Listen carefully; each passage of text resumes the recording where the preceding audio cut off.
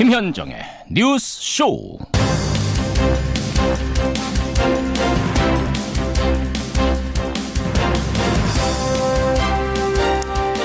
아직 끝나지 않았다. 애청자 여러분 안녕하십니까. 정현 선수가 대한민국 선수 최초로 호주 오픈 테니스 4강에 오른 후 공식 기자회견에서 한 말입니다. 아직 끝나지 않았다. 금요일에 열리는 준결승전의 상대는 테니스 황제라고 불리는 페더러 선수입니다. 객관적으로는 승리를 점치는 목소리가 높지 않습니다만 강자들을 꺾고 올라온 이 정현의 페이스, 이 분위기라면 못할 것 없습니다. 오늘 2부에서는요. 지금 정현 선수와 함께 있는 형 정홍 선수, 그리고 테니스 대선배죠. 이형택 선수 만나보죠.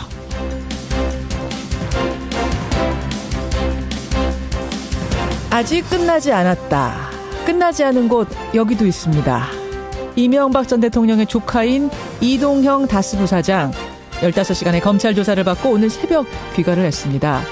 그런가 하면 검찰 소환이 예정돼 있던 MB의 형이죠. 이상득 전 의원은 어제 오후에 돌연 의식을 잃고 병원에 입원을 했답니다. 의식을 일부러 잃은 거 아니냐 이런 세간의 의혹도 나옵니다만 그렇게까지 생각하고 싶진 않고요. 내일 검찰에 꼭 출석하겠다는 그 말, 변호인의 말을 믿겠습니다. 김현정의 뉴스쇼 출발합니다.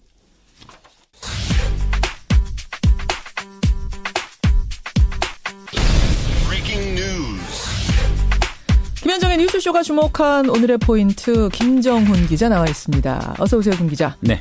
첫 포인트 뭐부터 볼까요? 네, 아이스하키 단일팀 오늘 출발합니다. 오늘 첫 발을 내디디는군요. 네, 선수와 감독 등 15명의 북한 여자 아이스하키 팀이 오늘 방남해서요. 한국 여자 아이스하키 팀에 합류를 합니다. 예. 단일팀 구성이 확정된 지 5일 만에 35명 규모의 코리아 팀이 꾸려진 것이죠. 그렇죠. 단일팀은 매 경기마다 22명의 선수들을 선발해야 하고요. 이들 가운데 적어도 3명의 북한 선수가 포함돼야 합니다.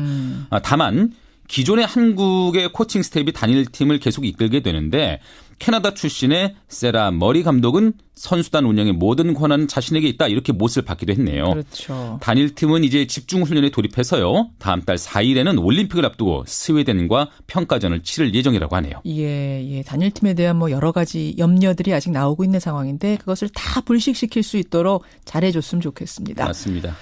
네, 아이스하키 팀 외에도 북측의 평창올림픽 선발대 8명도 2박 3일 일정으로 오늘 방남하거든요. 예. 이들의 경우에는 강원도 현지의 숙소, 경기장, 방송센터 등을 둘러볼 예정이고요. 앞서서 남북 합동문화행사와 스키 공동훈련을 위해서 그 사전 점검 차원에서 방북했던 우리 측 선발대는 2박 3일 일정을 마치고 오늘 귀환한다고 하네요. 보름 남았네요. 그러고 보니까 평창올림픽이. 딱 보름 남았습니다. 정말 마무리 단계에 들어갔습니다. 다음 포인트 보죠. 네, 가습기 살균제 사건의 결론입니다. 수많은 사상자를 낸 가습기 살균제 사건. 오늘 결론이 나옵니까? 네, 전체 피해자 수가 5,900여 명, 또 이 중 1,300명 정도가 숨졌다는 게 피해자 측 주장이었거든요. 예. 그야말로 참사였는데 그 책임이 있는 제조업체 임직원들에 대한 대법원 판단이 오늘 나옵니다. 대법원 판결이 네. 나오는군요. 옥시 래킷 뱅키저의 신현우 전 대표 등 8명이 오늘 상고심 판결의 대상이거든요. 옥시 래킷 뱅키저 측만을 보면은 2000년에 가습기 살균제를 제조 판매하면서 독성 화학물질의 안전성을 검증하지 않아서 181명의 사상자를 낸 혐의로 기소가 됐습니다. 예. 1심에서는 신현우 전 대표 등이 징역 7년을 선고받기도 했지만 2심에서는 형량이 다소 낮아졌거든요. 예. 오늘 대법원의 최종 판단이 어떨지 지켜보시죠. 중요하네요. 여기도. 마지막 포인트 뭡니까? 네, MB 조카의 씁쓸한 폭로입니다. 이명박 전 대통령의 조카죠. 이동형 다스 부사장. 다스 주인이 누군지를 언급한 파일이 나왔다고요? 네, 어제 MBC가 이동영 씨와 다스 핵심 관계자 사이의 통화 내용을 공개했는데 예. 동영 씨가 이렇게 말했다는 것이죠. 시영이는 지금 MB 믿고 다스가 자기 거라고 회사에서 마음대로 하고 있다 이런 내용입니다. 시영이라면 이제 MB의 아들, 이명박 전 대통령 아들이잖아요. 그렇죠. 그러니까 다스는 누구 겁니까? 라는 질문에 대한 대답에 한 발 더 다가간 것으로 볼 수 있을까요? 어쨌든 그럼에도 이동영 씨는 어제 검찰 조사를 받으러 나오면서는요. 다스는 이명박 전 대통령의 것이 아니라 자신의 아버지 이상은 회장 것이라고 생각한다. 이런 주장을 반복하긴 했습니다. 진실은 밝혀지겠죠. 여기까지. 김정훈 기자 수고하셨습니다. 네. 事情が許せば平昌オリンピック開幕式に出席をしたい。 어제 아베 신조 일본 총리가 평창올림픽에 참가하기로 확정하면서 청와대는 환영한다는 공식 입장을 밝혔습니다. 미래지향적 관계 발전으로 이어질 수 있도록 일본 정부와 긴밀히 협력해 나가고자 합니다. 예, 오늘 첫 인터뷰는 일본 얘기입니다. 어제 제가 생방송 중에 속보로 전해드렸던 소식 여러분 기억하시죠? 아베 일본 총리가 평창 동계올림픽에 참석을 하겠다고 밝혔다. 이 소식을 전해드렸습니다. 더불어서 평창에서 문재인 대통령과 회담을 하고 싶다. 한일 위안부 합의에 대한 일본의 입장을 직접 전하겠다라는 말도 했습니다. 사실 한일 위안부 합의에 흠결이 있다라는 우리 정부 지적에 반발을 하면서 올림픽 안 오겠다라고 했었죠. 그랬던 아베 총리가 어떻게 참석으로 입장을 바꾼 건지, 어떤 의도가 숨어 있는 건지 이것 한번 짚어보겠습니다. 독도와 위안부 문제를 연구하고 있는 일본인이시죠. 세종대 호사카 유지 교수 연결이 돼 있습니다. 호사카 유지 교수님 안녕하세요. 예, 안녕하십니까. 아니 아베 총리 안 온다고 알고 있었는데 어떻게 참석을 최종 결정했을까요?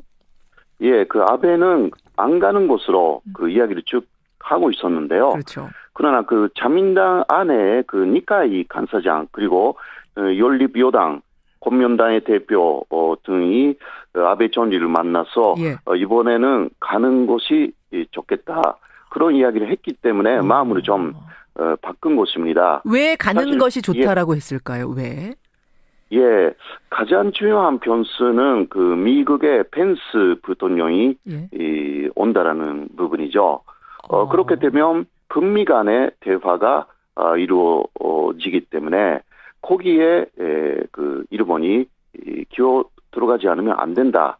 이런 것이 가장 큰 그 내용이고요. 그리고 북미 간의 대화가 이루어질 것이다? 그 말씀이세요? 예. 거기서 북미 예. 간의 대화가 자연스럽게 이루어질 때 일본이 끼어야 된다? 그거는 왜 그렇습니까? 일본 국익으로 봤을 때? 그 지금 일본이 예. 많이 소외를 당한다는 느낌을 갖고 있습니다. 예. 한국에서 볼 때는 그렇지 않은데요. 예. 일본 쪽에서 볼 때는 특히 북핵 문제, 가장 중요한 문제는 북한 문제입니다. 예. 이 북한 문제에 대한 여러 가지 국제적인 대화에서 일본이 잘못하면 소외, 제외될 그러한 우려가 있다. 그렇기 때문에 예. 이번에 상당히 중요한 국제적인 무대에 가지 않으면 안 된다라는 오히려 위기감이 조금 있었던 모양입니다. 그게 첫 번째 이유일 것이다. 미국의 부통령이 와서 북미 대화 이루어질 때 우리도 끼어야 된다. 여기에서 소외되면 안 된다는 이유가 첫 번째. 또 뭡니까? 사실 어제 일본 쪽에서요. 어떤 인터넷 뉴스가 그 자민당의 어떤 정치인의 말을 인용해서 보도를 했습니다. 어떤 건가요? 그 내용은 미국 쪽에서 요청이 있었다라는 것입니다. 아, 미국에서? 예, 오히려 미국에서 일본이 가야 된다라는 요청이 있었다. 이것은 어제 조금 늦은 시간에 인터넷에 뜬 뉴스라서요. 예. 한국에서는 아직 그 뉴스를 보도한 그런 언론이 좀 없는 것 같습니다. 저도 지금 처음 들은 내용인데 그게 어떤 관계자 발입니까? 어떤 소식통을 이용한 건가요? 또 언론사는 믿을 만한 건가요? 예, 믿을 만한 곳이라고 저는 생각합니다. 아무튼 일본 쪽에 물론 어떤 소식통을 인용했습니다. 예. 네, 이런 이야기입니다. 지금 한일 간의 관계가 대단히 중요하다. 그런데 일본이 안 감으로 인해서 또 한일 관계가 나빠진다. 그러니까 가는 것이 바람직하다라는 요청이 있었다고 합니다. 게다가 이게 지금 위안부 문제 때문에 우리가 안 가겠다 이렇게 되면 국제적으로 바라보는 시선이 어떻겠습니까? 이 위안부 문제에 대해서는 누가 봐도 일본이 불리한 건데, 그렇죠? 예. 그것 때문에 올림픽 안 온다 이것에 대해서 곱게 볼 국제사회 시선이 없거든요. 그렇죠. 국제사회에는 아무리 일본이 이 위안부 합의를 지켜야 한다라고 해도요. 국제사회에는 그 여성의 인권을 짓밟았다라는 그렇죠. 그러한 위안부 문제에 대해서 시선이 곱지 않습니다. 예. 그 필리핀 쪽에서 지난해 12월에 산미당화 되는 그 위안부상을 국가가 만들었거든요. 국가가 3m 위안부상 만들었죠. 그 민간에서 만든 게 아닙니다. 그런 식으로 국제적으로는 위안부 문제에 대해서 그 일본에 대한 비판이 오히려 늘어나고 있는 상황인 거죠. 그러니까 아무리 그 아베 총리가 와서 위안부 합의를 다시 지켜라라고 해도 그리고 또 그것을 이유로 안 간다라는 것 자체가 또 일본에 대한 비판으로 돌아갈 우려도 있다. 이러한 그 조언도 있었던 것으로 알고 있습니다. 그런 게 복합적으로 섞이면서 결국은 오는 것으로 뭐 마지못해일 수도 있겠습니다만 어쨌든 결정을 했습니다. 근데 그냥 오겠다가 아니고 뒤에 덧붙인 말이 있어요. 호사카 유지 교수님. 문재인 대통령을 내가 평창에서 만나서 위안부 합의 추가 조치 요구 한국이 하는 거 그거 받아들일 수 없다고 분명히 못 받고 오겠다. 내가 직접 전달하고 오겠다. 이렇게 말을 했거든요. 근데 저는 이 얘기 들으면서 아니 그러면은 평창 그 잔치집에 와가지고 뭐 찬물을 끼얹겠다는 얘기인가? 고춧가루 뿌리겠다는 얘기인가? 이게 무슨 얘기지? 좀 우려스럽더라고요. 어떤가요? 그래서 그 여론조사에 의하면 일본 국민의 43% 정도가 안 가는 게 좋다. 이런 게 좀 나왔습니다. 물론 그 가는 게 좋다라는 것도 48% 정도. 팽팽하군요. 비슷했습니다. 네, 그러나 40% 이상 그 안 가는 게 좋다라는 여론조사도 있었기 때문에 일단 국민을 설득하는 그러한 차원에서 위안부 합의를 지켜라. 이것을 정확하게 말하기 위해서 가는 것이다라고 국내용으로 설득하기 위한 그러한 온설이라고 할 수가 있습니다. 그러면 진짜로 와서 요청을 하지는 않을 거라고 보세요? 정상회담을? 일단 말을 할 겁니다. 말은 할 거다. 말을 할 것이지만 그것을 강조하지는 않을 것이다 라고 할 수가 있죠. 왜냐하면 지금까지 몇 번이나 말한 이야기이기 때문에 더 이상의 이야기는 못 다룰 것이라고 생각합니다. 오히려 하면 할수록 일본에게 불리하게 돌아갈 그러한 국제사회의 눈이 있기 때문에 왜냐하면 그 올림픽에는 미국의 펜스가 오는 것뿐만이 아니라 그 프랑스의 마크롱 대통령도 오고요. 기타 상당히 그 고위급 관료들이 많이 한국에 옵니다. 그런 사람들이 위안부 문제 보는 시선은 일본 같지는 않습니다. 그렇기 때문에 그런 것도 아베는 잘 알고 그러나 안 가면 위안부 문제를 내세워서 예를 들면 그 전에 박근혜 대통령이 일본하고의 정상회담도 계속 거절을 한 그러한 사례가 있지 않습니까? 그럴 때는 외교를 망치는 것이기 때문에 아베는 그 어느 정도 외교에 감각이 있어서 박근혜 대통령 같은 실패를 하면 안 된다라는 생각도 있을 것으로 보입니다. 아베가 외교에 감각이 있군요. 감각이 있어서 가야 되는 자리인 것까지는 알고 다만 국내에서 반대 여론도 높기 때문에 국내 정치용으로 나 가서 할 말 하고 오겠다 이러고 온다는 거예요. 그러면 우리는 정상회담 요청해 올 때 그냥 받아주면 되는 겁니까? 그게 더 유리한 거군요. 그래서 오히려 위안부 문제를 아베가 그런 국제 무대에서 코론하면 할수록 이쪽에서는 문재인 대통령 투트랙 정책으로 계속 해 오셨듯이 그대로 하면 되는 것입니다. 그리고 인권 변호사였다라는 거 문재인 대통령이 그것을 일본은 잘 모르고 있는 것입니다. 그게 왜 중요하죠? 인권 변호사였다는 사실. 상당히 중요하죠. 일본 쪽에서는 그 한국이 말하는 위안부 합의를 사실상 사문서화하는 방향이 아닙니까? 우리 방향 그거죠.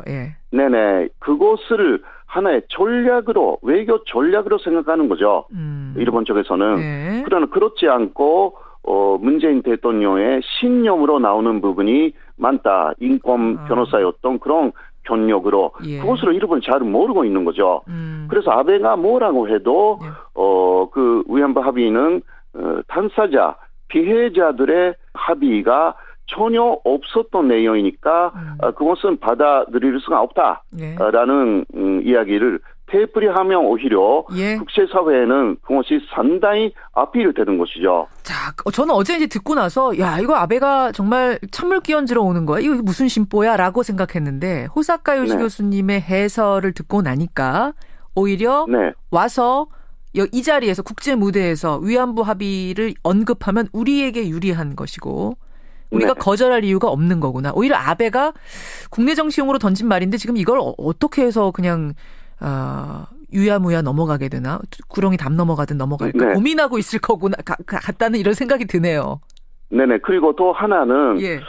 그 아베는 현재 그 일본 내에서 북핵 문제를 고려하면서 지지율이 상당히 상승하고 있는 추세라고 할 수가 있습니다. 예, 예. 그러니까 그 위기를 간주하면서 예. 자신의 지지율을 계속 그 올리고 있는 상황이기 때문에 북한도 참여하고 그 미국의 펜스 부통령도 오고 예. 그렇게 해서 대화 국면으로 가는 것을 상당히 경계하고 있다. 오히려 북한 문제가 대화 국면으로 가면 지금 위기 상황을 계속 간주하기가 어려워지기 때문에 그런 부분도 그 경계하기 위해서 그러니까 한미일 건조로 그 제재 북한에 대한 제재를 강화시켜야 되겠다 이 말도 하겠다라고 하지 않았습니까? 예. 이런 뜻에서 온다라고 보고 있습니다. 알겠습니다. 우리에게 불리할 것이 없는 거다. 와서 회담 요청하면 회담도 당당히 임하면 된다라는 조언. 투트랙 이 전략 계속하면 갈수록 일본이 위축되지 우리가 위축될 것은 없다라는 이런 조언이었습니다. 네. 호사카 요시 교수님 여기까지 말씀 듣겠습니다. 고맙습니다. 네, 고맙습니다. 세종대학교 호사카 유지 교수였습니다.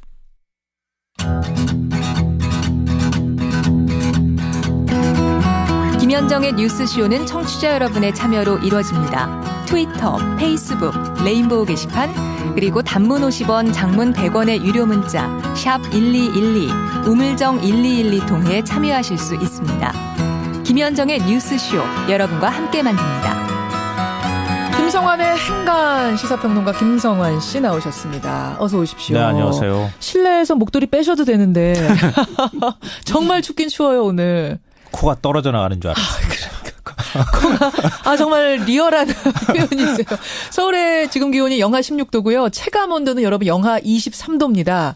전국이 이렇습니다. 지금 1706님 여기 강원도 원주인데요.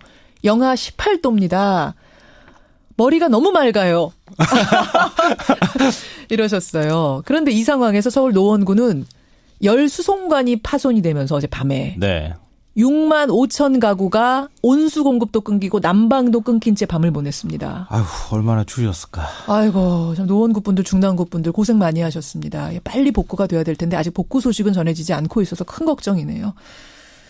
추워도 할 건 해야죠. 행간 가겠습니다.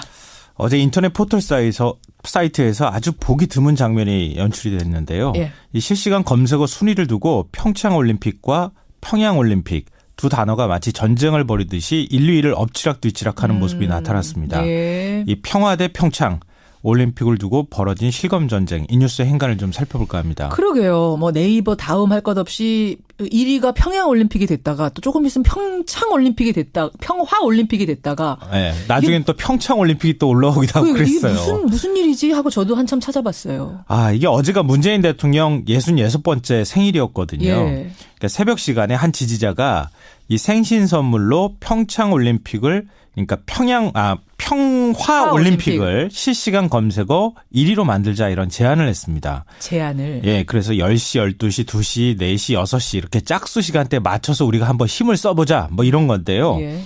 최근 자유한국당을 중심으로 평창올림픽을 평양올림픽이라고 비판을 하는 목소리가 나왔잖아요. 있었죠. 청와대가 또 이해할 수 없다 이런 반응을 내놓기도 했었는데요. 예. 이 일에 착안해서 좀 의미 있는 생일 선물을 해보자 이런 취지에서 한 제안 같습니다. 그러니까 이 글이 순식간에 퍼졌고요. 이 평화올림픽이란 검색어 트래픽이 갑자기 급증하기 시작했습니다. 그게 언제쯤이에요? 이 새벽 1시 19분쯤에 네이버에서 첫 검색어 1위를 차지했습니다. 그러니까 어제에서 오늘로 내려오는 새벽이 아니고 여러분 그제에서 어제로 넘어가는 그렇죠. 새벽이었습니다. 어제 새벽이라고 할 수 있죠. 예. 그런데 30분 뒤부터 이상한 일이 벌어지기 시작했는데요. 갑자기 평양올림픽이란 검색어가 20위권대에 진입을 하더니 새벽 3시 24분에 예. 평화올림픽을 밀어내고 검색어 순위 1위에 올랐습니다. 이른바 이 문팬들의 행동에 반감을 가진 주로 아마 젊은 층 지지자들이었던 것 같은데요. 젊은 층들 사이에서 평양올림픽을 검색어 맞불로 놓는 이런 현상이 발생한 겁니다. 그러면서 두 단어가 오르락 내리락 엎치락 뒤치락 새벽 밤새도록 전쟁이 벌어진 거예요. 네. 오전까지 계속 이런 식의 몇 시간 단위로 이런 일이 벌어졌습니다. 그런 거군요. 평화올림픽 대 평양올림픽. 인터넷 실검 순위 전쟁이 벌어진 이 뉴스의 행간, 이면 분석을 해보죠.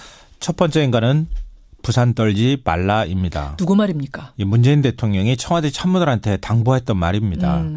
뭐 취임 이후에 첫 번째 맞는 청와대에서 맞는 생일이잖아요. 예, 예. 아무래도 청와대 참모들 입장에서도 좀 의미 있는 생일 파티를 열어주고 싶어 했을 것 같아요. 뭐 참모들이 그렇죠. 예. 그렇지만 문 대통령은 참모들과 별도의 식사 자리도 갖지 않았다고 합니다. 왜냐하면 남북 대화에 뭐 최저임금 인상 논란, 강남 아파트가 급등 예. 여러 가지 처리해야 될 현안도 굉장히 많고요. 특히 이 남북 관계가 하루하루가 거의 살얼음판을 걷는 기분으로 지금 진행이 되고 있는 거 지금 아닙니까? 또 올림픽도 뭐 코앞으로 다가왔고 네. 여러 가지 신경 쓸 게 많은 상황이죠. 이런 상황에서 자축 파티를 열었다. 이렇게 하면 국민들의 눈총이 그렇게 곱지만은 않겠죠. 그런데 문재인 대통령 지지자들의 행동은 정반대였다는 겁니다. 버스 정장, 지하철 이런 것도 모자라서 미국 뉴욕 타임스퀘어에 생일 축하 광고 영상까지 내보냈습니다. 또 66번째 생일을 기념해서 민주당에 6,600원을 후원하는 해피 이니데이 릴레이 후원 이벤트도 열었고요. 해피 이니데이? 네. 이 릴레이 후원도 했고 여기에 평화올림픽 실검 1위까지 만들려고 했다는 겁니다. 예, 예. 물론 뭐 지지자들 마음을 모르는 건 아닌데 그렇지만 생일 선물 받는 사람 심정을 먼저 헤아려 주는 게 맞는 거 아니겠습니까? 받는 사람 입장은 어땠을 거라고 예상하시는데요? 그러니까 문재인 대통령은 너무 거하게 생일 파티를 열거나 이렇게 하면 오히려 지금 상황에서 부담스럽다 이렇게 해서 조심조심하는 태도를 보였다는 거예요. 부산 떨지 말아라는지 말 안에 그런 의미가 네. 있었을 것. 참모진들에게 물론 한 얘기지만 네. 이게 아마 그런 마음이 좀 담겨 있지 않았을까 그렇죠. 하시는 거예요. 그러니까 너무 선물도 큰 선물을 과하게 받으면 받는 사람이 부담스럽습니다. 물론 순수한 마음에서 이제 지지자들이 보낸 선물이지만 받는 입장에선 좀 부담스러웠을 수 있겠다. 이게 행간, 첫 번째 그렇죠. 행간. 네. 두 번째는 뭡니까? 두 번째 행간은 손님 초대하고 집안 싸움하고 있다입니다. 이건 무슨 말씀이세요? 그 집에 잔치가 열렸어요. 손님들한테 우리 집에 많이 놀러 와. 네. 많이 와서 맛있는 음식도 많이 먹고 그래. 네. 라고 말했는데 손님이 막상 오니까 집안 싸움하고 있어요. 지금 올림픽 얘기하시는 거예요? 네. 그러니까 이거 얼마나 볼썽사납겠습니까? 평창올림픽이 이제 2주 남았거든요. 예. 우리가 바라던 대로 올림픽 열기가 점점 뜨거워지고 있습니다. 예, 예. 뭐 세계 각국 정상들도 속속 참석 의사를 밝히고 있잖아요. 안 온다던 아베 총리도 지금 온다는 거잖아요. 그러게요. 1mm 제가 말씀드렸잖아요. 어제. 예. 그러니까 오늘은 북한 올림픽 선발대하고 여자 아이스하키 팀이 박람할 예정입니다. 그렇죠. 물론 이제 북한 단일직 군사하는 거나 뭐 예술단 방문이나 이런 데 불편한 마음을 가지시는 분들이 있을 수 있습니다. 예. 그렇지만 우리 잔치 열고 난 다음에 얘기하면 안 될까요? 그러니까 토론, 자유로운 토론 있을 수 있고 다양한 의견 얼마든지 있을 수 있죠. 여기 민주주의 사회인데. 하지만 일단 잔치상 우리가 벌려놓고 사람들 초대했으면 보름 남긴 상황에서는 똘똘 뭉쳐서 성공적으로 평화롭게 잘 그렇죠. 치러낼 국리를 해야 된다 이 말씀이신 거죠? 네, 맞습니다. 예, 예. 부끄럽지 않게. 마지막 행간 짧게요. 마지막 세 번째 행간은 정연 4강 진출 한 방에 올킬됐다입니다. 그건 무슨 말씀이세요? 뭐 평안이 실검 전쟁 벌이면 뭐 합니까? 정연 선수가 4강 진출했다고 호주 오픈에서 낭보가 날아드는 순간 예. 실검 1위부터 10위까지 정연이 다 차지했어요. 정연 뭐 기자회견, 정연 상금, 예, 뭐 4강, 나이부터 시작해가지고 페더러 이런 거. 포항 지진 이후에 실검 1위부터 10위까지 차지한 게 이번이 처음이에요. 처음이에요, 정연. 네. 이게 바로 여론입니다. 여러분 2부에서 정연 선수 형 만납니다. 그것도 들어보세요. 김성환 씨 수고하셨습니다. 네, 고맙습니다. 김혜경님 노원구 사는데요. 수송관이 아침에 복구가 됐습니다. 밤새 코가 시려서 잠을 못 잤네요. 염려해 주셔서 고맙습니다. 그러셨는데요. 다행입니다. 아침에 노원구 열수송관 복구가 됐다고 합니다. 다행입니다. 이상득 씨가 정말 검찰 출석할까요? 송감선이 물어보셨는데 요거는 권영철 기자한테 2부에 묻겠습니다.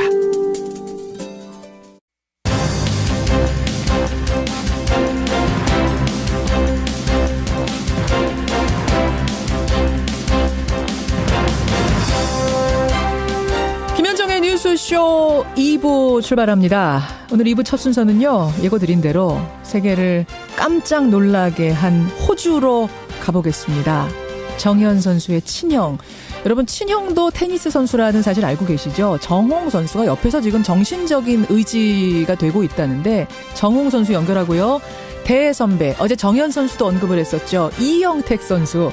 지금 미국에 있습니다. 미국 현재 이영택 선수까지 만나보지요. 목요일의 코너 탐정 손수호에서는 보험금을 타기 위해서 자그마치 10년 동안 휠체어 타고요, 소변줄 꼽고요, 사지마비 연기를 하다가 최근에 들통이 났습니다. 이 보험 사기 사건을 보면서 역사상 이런 보험 사기 사건이 어떤 것들이 있었는지 손수호 탐정이 좀 조사를 해봤답니다. 짚어보도록 하죠. 권영철의 Y뉴스에서는 판사 사찰, 왜 검찰 수사가 불가피한가, 이거를 준비해 오셨는데 제가 여기다 하나를 덧붙이겠습니다.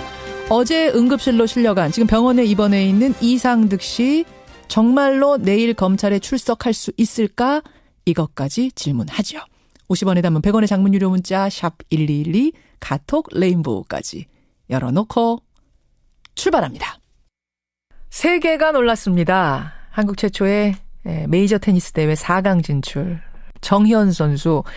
어제 4강에 진출한 직후에 기자회견장에서의 목소리 먼저 좀 들어보시겠습니다. 운동선수가 코트장에 들어선 순간 속마음을 들키면 안 된다고 저는 배워가지고, 그 상황에 저가 긴장이 되더라도 긴장된 티를 내는 순간 상대방한테 기회를 준다고 생각하는 거기 때문에, 친구들하고 매일 시합 끝나면 연락이 한 300개씩 와 있어가지고 그거 통역상 그 답장하느라고 좀 바쁘게 지내고 있어요.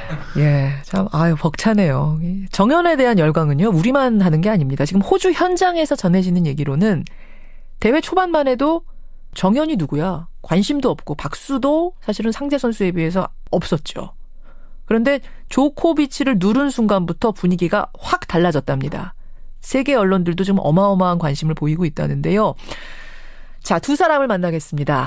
먼저 이 모든 순간을 호주에서 함께 하고 있는 사람, 바로 정현 선수의 가족. 그중에서도 같은 테니스 선수의 길을 걷고 있는 형이 있습니다. 지금 정신적으로 상당한 의지가 되고 있는 인물이라고 합니다. 정현 선수의 형 정홍 씨, 정홍 선수 연결을 해보죠. 정홍 선수 안녕하세요. 네, 안녕하세요. 축하합니다. 네, 감사합니다. 가족들이 누구보다 맘 졸이면서 어제 경기 보셨을 텐데, 경기 마치고 동생하고 가족들 모여서 무슨 얘기했어요? 이런 꿈에서나 있을 법한, 꿈에서만 생각했던 이런 역사적인 순간에 저희가 가족도 다 같이 모여 있다는 게 정말 기쁘고, 네, 기뻤다고. 꿈에서나 상상했던 그 순간이 진짜 왔구나. 이거를 가족들끼리 모여서 얘기하고 부둥켜 안고 얘기하고 있는 그 장면 상상하니까 막 제가 전율이 오르는데, 옆에서 봐온 동생 정현 선수, 정현은 어떤 인물이에요? 본인 스스로 몸 관리도 잘하고 자기 관리도 잘하는 선수고, 경기할 때나 이럴 때는 되게 침착하고 항상 신중하게 경기를 풀어나가고 포기하지 않는 그런 경기를 항상 하는 것 같아서 정말 동생이지만 대단하고 믿음직스럽고 그런 생각이 항상 들고 있어요.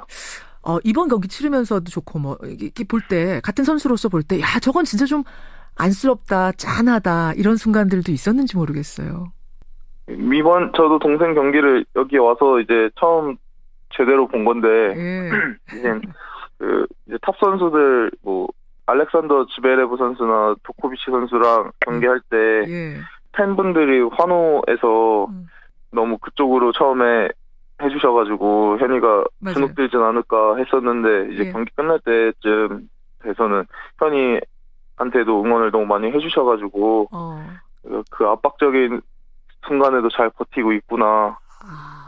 그런 압박감을 잘 버티면서 동생이 싸워줄 때, 그래서 결국 그 환호를 자기 쪽으로 바꿀 때, 이때 참 장하다, 이런 말씀이세요. 예, 정홍. 네네네. 이제 4강 남았습니다. 4강 페더러 선수, 여러분 메이저 대회만 19번 우승한 현재 세계 랭킹 2위입니다. 전설입니다. 정현 선수는 50대 50이라고 말을 하더라고요. 어떻게 보세요? 정홍 선수는? 워낙 저희가 어릴 때부터 그 페더러 선수를 보면서 꿈을 키웠기 때문에 경기를 어떻게 하는 스타일이고 이런 거를 많이 봤기 때문에 현이도 아마 잘 준비를 하고 들어가면 좋은 경기를 할 수 있지 않을까 그렇게 생각하고 있어요. 그러니까 두 형제가 어렸을 적부터 페더러하고 지금 정현 선수하고 나이 차이가 14살 정도 나거든요. 어렸을 적부터 페더러 선수의 TV에서 경기 보면서 꿈을 키운 거예요. 나란히 형제가 앉아서? 네네. 그랬던 선수인데 나도 저렇게 하고 싶어 했던 그 선수인데 지금 동생하고 붙는 거잖아요. 네. 야, 기분 묘하겠는데요? 신기하기도 하고 아마 여러 가지 감정이 좀 들지 않을까. 저도 그런 감정이 드는데 뭐 본인이 더 여러 가지 생각이 많이 들 것 같아요. 그래, 내일 경기장에 들어가면. 그렇죠. 신기하다. 그 표현이 딱 맞네요. 신기하다. TV 속의 그 아이돌이. 예, 여러분. 정홍 선수가요. 우리 정현 선수 형 정홍 선수가 이제 군대에 곧 갑니다. 언제 가요? 저 다음 달 5일 날 이때 갑니다. 5일? 그러면 지금 한 열흘 남은 거예요? 네네. 처음이자 마지막으로 해외여행 첫차 현이 응원하러 왔는데 이렇게 좋은 선물 주는 것 같아서 너무 좋습니다. 아니 지금 동생이 진짜 형 선물 주려고 이렇게 잘하나 보네요. 그렇게 생각하면 너무 좋죠, 저도. 그래요. 군대 가기 직전임에도 불구하고 지금 호주까지 날아와서 함께하고 있는 형입니다. 4강전 앞두고 있는 동생한테 끝으로 잘해라, 힘이 되는 한마디 힘차게 주시죠.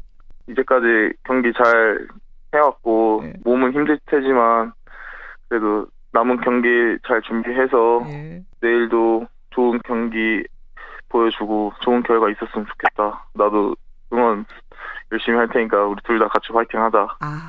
화이팅. 옆에서 꼭 손 잡아주시고요. 응원 여기서도 열심히 하겠습니다. 고맙습니다. 감사합니다. 군대 잘 다녀오세요. 네. 고맙습니다.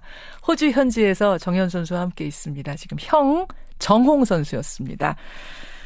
이어서 만날 분은요. 정현 선수가 이 선수의 기록을 지금 하나하나 깨고 있죠. 바로 2000년, 2007년 US 오픈 16강에 2번이나 진출했던 이형택 선수. 예, 이형택 선수를 만나보겠습니다. 미국에 있습니다. 이형택 선수 안녕하세요. 예, 안녕하세요. 요즘 정현 후배의 경기를 보는 소감이 어떠십니까? 우선은 굉장히 대견하고요. 사실 이제 이쪽에서 정현 선수의 게임을 보면서 굉장히 흥분되면서 굉장히 뿌듯한 그런 기분을 갖고 있습니다. 근데 정현 선수 기록 얘기할 때마다 꼭 같이 거론되는 분이 이형택 선수예요. 이형택 선수의 기록을 하나씩 깨더니 이제 전부 다 깨버렸습니다. 기분이 좋으시면서도 조금은 섭섭할 것 같기도 하고 묘하실 것 같은데요.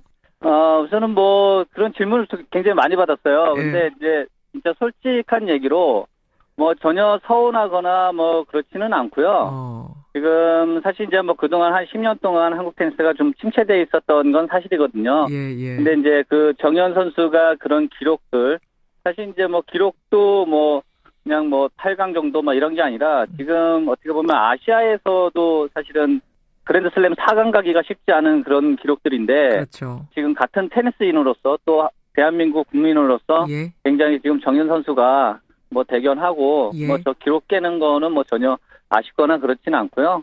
앞으로 한국 테니스가 이런 계기로 인해서 더 한 발짝 더 발전할 수 있는 그런 계기가 됐으면 좋은 것 같습니다. 어제 경기 후에 공식 기자간담회 했는데 거기에서 이형택 선수 선배 얘기를 했어요. 죄송한 부분과 고마운 부분이 반반이다 이런 얘기를 했는데 오늘 이형택 선배는 잘해줘서 고맙다, 대견하다 이렇게 답가를 했습니다. 가장 명장면, 이거는 내가 봐도 참 놀랍다 하는 장면 꼽아주신다면 어떤 게 기억나세요? 조코비치 선수랑 할 때에 정말 그동안에 정현 선수가 약간 좀 단점으로 몰렸었던 것이 이제 포핸드하고 서브였었거든요. 백핸드는 기본적으로 세계 랭킹 탑5 안에 드는 굉장히 좋은 그런 백핸드를 갖고 있었고요. 그렇죠. 근데 사실 스트로크 머신이라고 불리는 조코비치 선수 상대를 해서 스트로크에서 전혀 밀리지 않으면서 중요한 그런 포인트마다 포핸드에서 조코비치 선수가 발리 들어왔을 때 패싱샷을 보여준 게 있었거든요. 좀 머릿속에 좀 남고 굉장히 좀 인상적이었었던 것 같습니다. 예전부터 정현 후배를 보면서 좀 다르다, 남다르다 이런 생각을 하셨었어요? 주니어 대회를 한번 같이 데리고 나간 적이 있었어요. 예. 다른 선수들에 비해서 그 시합을 하기 전에 준비 과정이 굉장히 좋았었거든요. 그리고 시합을 하는 태도나 이런 것들이 그때 이제 정현 선수가 시합을 지기는 했는데 제가 그 끝나고 나서 이제 얘기를 했었거든요. 그러니까 너는 그냥 지금처럼 묵묵히만 하면 100위 안에는 무조건 갈 수 있을 것 같다. 그 기간이 언제가 될지 모르겠지만 무조건 갈 수 있을 것 같다라고 얘기를 한 적이 있어요. 근데 이렇게 빨리 갈 거라고는 사실 생각하지 못했거든요. 근데 그 성실함 이런 것들을 어떻게 보면 자기의 장점으로 하면서 굉장히 빨리 이렇게 올라설 수 있지 않았나 이렇게 생각을 합니다. 그게 언제 얘기입니까? 그때 고등학교 2학년 때인가 아마 1학년 때였었을 것 같아요. 그러면은 한 17, 18때인데 지금 22살이거든요. 불과 4, 5년 만에 호주 오픈 메이저 대회에 8강, 4강까지 가게 됐습니다. 참 놀랍네요. 근데 우리가 그 야구나 축구 보면은 분위기 탄다 이런 얘기 하잖아요. 분위기가 저쪽으로 넘어갔다, 뭐 이쪽으로 갔다 이런 얘기들 하는데 테니스에도 그런 분위기, 사기 이런 게 있습니까? 타는 게 있습니까? 네, 그렇죠. 테니스가 되게 그런 걸 안 탈 것 같은데 상대성도 굉장히 강한 스포츠고요. 공 하나의 게임의 분위기가 전체 바뀔 수가 있거든요. 또 의사결정이 가장 많은 스포츠가 테니스거든요. 제가 보면 정현 선수가 굉장히 지금 멘탈도 강해졌고 체력적인 부분도 강해졌기 때문에 되게 업다운이 있을 만한 나이인데도 그런 부분을 감정 컨트롤이라 이런 부분들을 굉장히 지금 잘하면서 되게 빨리 좀 습득을 하는 그런 스타일인 것 같아요. 예. 그럼 지금 분위기는 정현에게 넘어와 있다. 분위기는 상승세 타고 있다. 이거는 확실한 거죠? 뭐 제가 봐도 정현 선수랑 상대하는 그 상대편은 굉장히 답답할 것 같아요. 단점을 찾아볼 수가 없는 그런 선수인 것 같아요. 그 정도입니까? 단점이 안 보여요? 네. 우선은 뭐 스트로크 머신이라는 조코비치 선수도 정현 선수랑 스트로크 랠리를 하면서의 약간의 좀 답답함을 볼 수가 있었거든요. 그러면서 어이없이 실수가 이렇게 언퍼스트 에러가 나오고 이렇게 하면서 정현 선수가 그만큼 뭐 멘탈적으로, 체력적으로, 실력적으로 모든 면이 지금 뭐 완벽하다라는 그런 분위기를 좀 볼 수 있었습니다. 타고 있는 상황. 그런데 지금 4강에서 만날 선수, 내일 만날 선수는 페더러입니다. 페더러. 지금 사실은 조코비치는 현재 랭킹으로는 한 14위 정도 돼요. 그런데 페더러는 현재 랭킹이 2위고 메이저 대회에 19회 우승을 했습니다, 여러분. 메이저 대회 19회 우승이라는 그야말로 테니스의 역사, 전설인데 이 사람을 만납니다. 어떻게 예측하세요? 네. 우선은 뭐 사실 그 페데러 선수가 어느 선수가 붙어도 사실 부담감은 더 있거든요. 그렇죠. 뭐 단순하지가 않고 굉장히 여러 가지의 전술적인 부분들을 좀 펼쳐있는 그런 선수고요. 정현 선수가 아마 즐기면서 좀 할 거라는 좀 생각이 좀 들고요. 뭐 페데러랑 한다라는 그 자체가 아마 정현 선수한테는 굉장히 또 새로운 그런 경험일 것 같고요. 지금 보면 조코비치 선수가 호주 오픈을 6회를 우승했던 선수거든요. 근데 그 선수를 상대로 뭐 정현 선수가 전혀 밀리지 않고 이겼기 때문에 조코비치 선수가 또 페데러 선수도 이겼잖아요. 그렇죠. 그렇기 때문에 정현 선수도 지금 상태로는 충분히 이길 수 있을 것 같다라는 생각이 들고요. 또 반대로 페데러 선수도 정현 선수를 쉽게 상대하지 못할 거다 그런 생각을 좀 합니다. 이게 예측이 가능한지 모르겠습니다만 뭐 승률이라는 거 얘기하잖아요. 승률 몇 %로 보세요? 아마 정현 선수는 한 50대 50 정도로 좀 보지 않았을까 싶은데요. 저는 한 6대 4나 한 그 정도로 좀 이겼으면 하는 그런 생각입니다. 저도 똑같습니다. 저는 7대 3. 7대 3 승률 걸고요. 페더러 이기고 나면 이제 결승까지 갑니다. 결승도 지금 뭐 미리 얘기를 좀 해볼 수 있을까요? 이 정도까지도 가능하겠습니까? 원래 정현 선수가 김칫국 먼저 마시는 걸 별로 좋아하지는 않는데요. 결승까지 갔으면 하는 그런 바람이고요. 사실 뭐 페데러 선수를 준결해서 이긴다라고 하면 당연히 그렇게 해야 되는 게 아닌가 막 한 그 정도까지 생각이 들 정도로 충분히 우승도 할 수 있을 거라고 생각을 합니다. 주의할 점, 옆에 지금 이영택 선수 옆에 정현 선수가 있다 상상을 하고 너 이거 하나 주의해라고 후배한테 조언을 한다면 그게 뭡니까? 사실 주의보다도 조금 더 게임을 좀 길게 끌고 가려고 하고 페데러 선수도 그렇고 모든 선수들이 게임 초반에 긴장을 하거든요. 정현 선수 아마 지금 뭐 굉장히 긴장되고 하겠지만 또 그거 자체도 또 즐길 수 있는 게 또 정현 선수일 것 같아요. 알겠습니다. 페더러 대단한 선수인 것만은 분명하지만 정혜원 선수 즐기고 기량 발휘한다면 못 넘을 벽도 아니다. 이 말씀. 화이팅 한번 외쳐주세요. 선배 기를 좀 불어넣어주세요. 정현아 하면서. 현아 화이팅! 현아 화이팅! 예, 정현 선수한테 좀 들렸으면 좋겠습니다. 이현택 선수 감사드리고요. 끝까지 응원해 주십시오. 고맙습니다. 예, 감사합니다. 예, 이영택 선수 지금은 은퇴를 하고 미국에서 테니스 아카데미를 하면서 주니어들을 키우고 있습니다. 원장이시네요. 예, 이형택 원장이었습니다.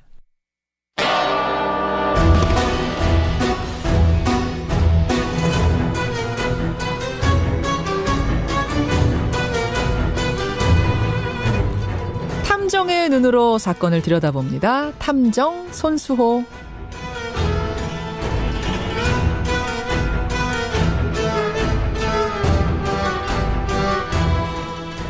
관심을 모으고 있는 사건을 보다 자세히 들여다보는 시간이죠. 탐정 손수호. 오늘도 손수호 변호사 나오셨습니다. 어서 오십시오. 네, 안녕하세요. 4522님, 정현 선수 형님 목소리도 정현 선수랑 똑같네요. 진짜 그렇죠. 네. 정광준님, 테니스가 재밌는 스포츠라고 생각하지 않았었는데 이번에 보면서 배우고 싶어졌다. 이런 문자 지금 굉장히 많이 들어오는데 저는 못 칩니다. 한 번도 쳐본 적 없거든요. 좀 치세요, 손 변호사님? 저는 예전에 좀 배웠습니다. 다들 네. 치시는구나. 남산에 있는 코트에서. 남산까지 가서? 네. 이야, 제대로 배우셨네요, 그럼. 짧게 배웠어요. 짧게. 네. 테니스, 그 정연 퀴즈가 생겨날 것 같아요, 이제. 그렇네요. 김연아 퀴즈처럼, 박세리 퀴즈처럼. 아니, 저는 테니스를 굉장히 좋아하는데, 많은 분들이 또 테니스 이야기 즐겁게 하시는 거 보니까 기분이 아주 좋습니다. 맞아요. 자, 이 기분 몰아서 탐정을 가면 좋겠는데, 오늘 탐정에서 다룰 뉴스는 좀 우울한 뉴스입니다. 그렇습니다. 우울하고 또 화도 많이 나죠. 크게 화제가 됐던 사건입니다, 며칠 전에. 네. 보험금을 타내기 위해서 무려 10년 동안이나 사지가 마비됐다고 연기를 했던, 결국 들통이 났죠. 네. 진짜 전 동영상 보고 너무 화들짝 놀랐어요. 네. 어처구니 없는 사건. 주인공은 30대 여성이었습니다. 그렇습니다. 2007년에 가벼운 교통사고를 당해서 입원을 했습니다. 예. 그런데 그때부터 지금까지 팔다리가 마비된 것처럼 연기를 한 거죠.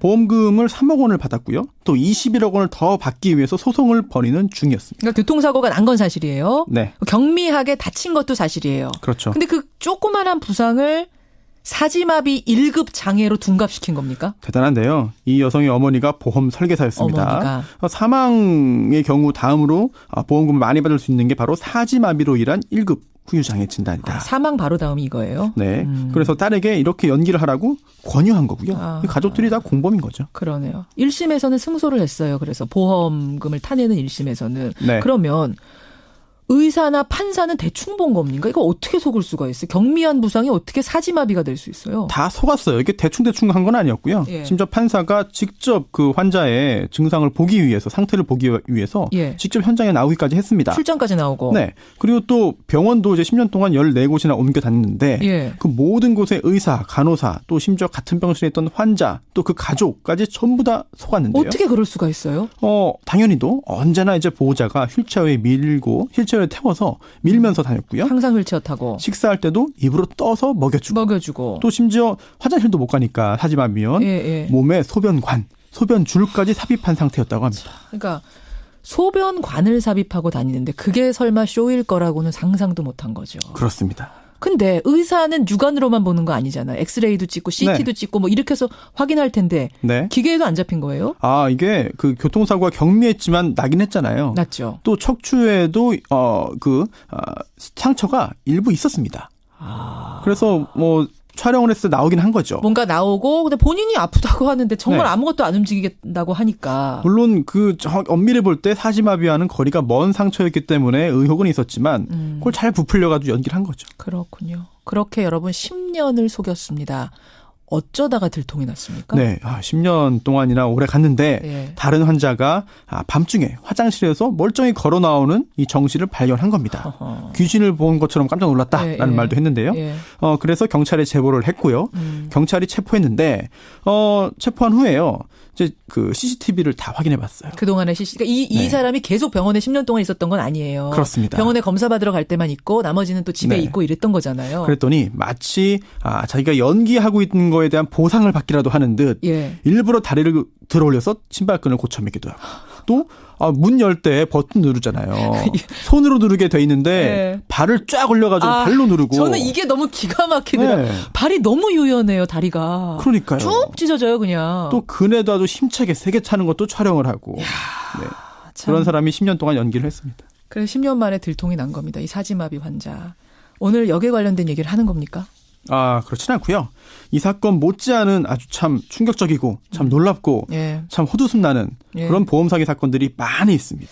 제가 그러고 보니까 그 보험 사기로 새 나가는 돈이 매년 수조 원이다. 이런 뉴스를 본 적이 있는데 그 정도로 넘치는 보험 사기 사건 중에 손탐정이 특별히 골라온 사건들 보겠습니다. 네, 첫 번째 유형 사망보험금을 노린 살인사건. 그러니까 보험을 들어놓고 그 대상을 살해하는 거예요? 어떤 거예요? 네, 그렇습니다. 이게 이런 사건들이 굉장히 많이 등장하는데요. 끔찍한 사건인데도 꽤 많습니까? 그렇습니다. 많이 있고요. 우리나라 언론에서 최초로 대서특필한 살인사건 몇 년도인지 아시나요? 글쎄 저는 잘 모르겠네요. 1974년에 부산에서 이런 사건이 발생했는데요. 어떤 건가요? 43살의 주부 박모 씨였습니다. 이제 친언니를 피보험자로 해가지고 몰래 1,000만 원짜리 생명보험을 가입하고요. 그 당시 74년도에 1,000만 원이면 고액이죠. 굉장히 큰 거네요. 네, 그렇죠. 그 다음에 언니 집에 불을 지릅니다. 그래서 언니와 둘째 조카를 살해하고 보험금을 탔어요. 안 들키고? 안 들켰어요. 그래서 이렇게 하면 되는구나라고 또 생각을 해서 후속 범행을 저지르는데요. 8개월이 지나서 이번엔 시동생입니다. 시동생 앞으로 보험을 가입하고요. 시동생을 독살해버립니다. 독살? 그렇습니다. 그런데 이제 언니 아들이 군복무를 마치고 돌아왔는데 이게 좀 이상하잖아요. 그래서 자신의 집 앞으로 고액의 보험이 가입돼 있다. 이게 좀 이상하다라고 발견을 하고 이제 수사를 의뢰하면서 결국은 덜미가 잡혔죠. 이게 최초의 보험 연쇄 살인 사건입니까? 일단 언론에 보도된 걸로 치면은 그렇습니다. 그래요. 네. 근데 또 그뿐만이 아니에요. 또 최근이죠. 2013년에도 비슷한 게 있었습니다. 어떤 거예요? 이건 무려 3명이 죽었고요. 또 2명을 더 죽이려고 했던 겁니다. 역시 40대의 그 노 모 씨인데요. 제 남편과 위장 이혼. 기획 이혼을 합니다. 빚이 많았나 보죠, 사업하다가? 네, 남편이 사업에 실패해서요. 그걸 빼돌리기 위해서 재산을. 기획 이혼을 했어요. 여기까지는 하곤 하죠. 그런데 또 시댁이 등장하네요. 남편과 시어머니가 그 땅 팔은 돈을 돌려달라. 아무리 우리 이혼했지만 이거 가짜 이혼이니까 그 땅 판 거 돈 돌려달라 이랬어요. 원래 위장 이혼으로 시작하지만 결국은 사이가 이렇게 됩니다. 대부분의 경우. 살해하기로 그래서 돈 달라고 하는 남편과 시어머니를 살해하기로 결심을 하죠. 그런데 그냥 살해한 것이 아니고요.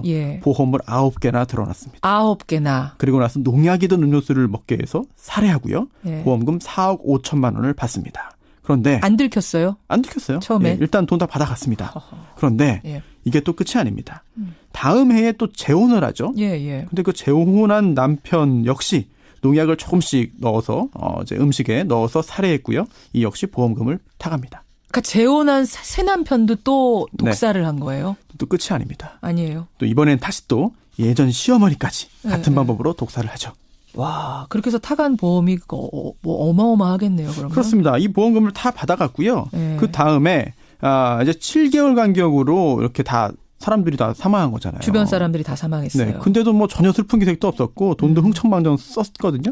당연히 수상하죠. 그래서 시댁 식구들이 수사를 의뢰했는데 그런데 이게 참 더 충격적입니다. 뭔가요? 이번에는 시댁 친구가 아니라 본인이 직접 낳은 딸.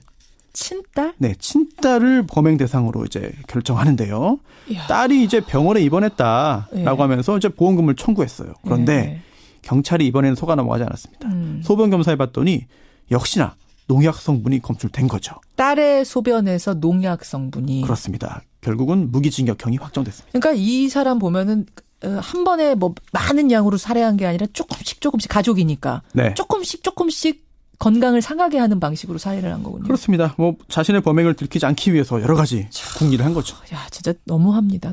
희대의 살인마라고 할 수 있는데 이런 보험 사기 첫 번째 유형이었습니다. 두 번째는 뭔가요? 죽었지만 죽은 게 아닌 유형이 있습니다. 사망 보험금 받기 위한 건 똑같은데 그러면은 죽은 게 아니라면은 죽지 않고 죽은 척했다 이런 거예요? 그렇습니다. 좀 반대의 경우인데요. 이런 사례도 쉽게 찾아볼 수 있습니다. 그래요? 제일 유명한 사건이 바로 부산의 시신 없는 살인 사건이죠. 뭐예요? 저희가 예전에 그 직접 증거, 간접 증거 관련해서 말씀드릴 때도 인용했던 적이 있는데요. 40대의 손모 씨가 24억 원 상당의 그런 생명보험에 가입을 합니다. 24억 원? 네. 사망하면 24억 원 받는 거죠. 그리고 그 다음 달에 어떤 여성 노숙자를 찾아갑니다. 그러면서 내가 어린이집 교사 운영하는데 교사로 채용하겠다라고 하면서 집에 데리고 가요. 그래서 독극물을 이용해서 살해합니다. 노숙자를 꿰어서 데리고 간 다음에 살해를 하고 그리고는 마치 자신이 죽은 것처럼 서류를 처리하고 사체를 화장해버립니다.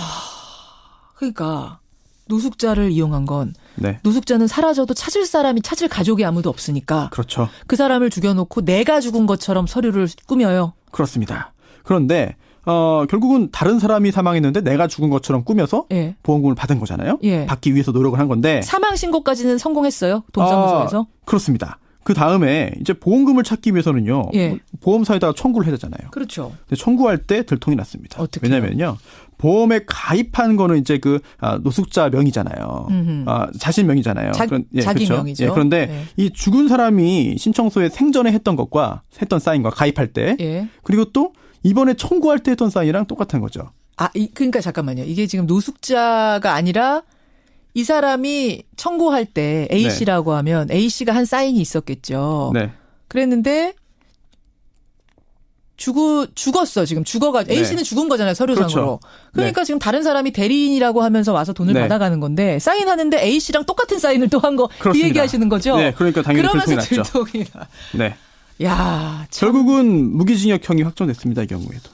이거 참 머리를 이런 데 쓰면 안 되죠. 이거 참 유명한 사건이었습니다, 여러분. 유명한 보험 사기 사건. 또 있습니까? 네, 2007년에 또 유사한 사건이 있었는데요.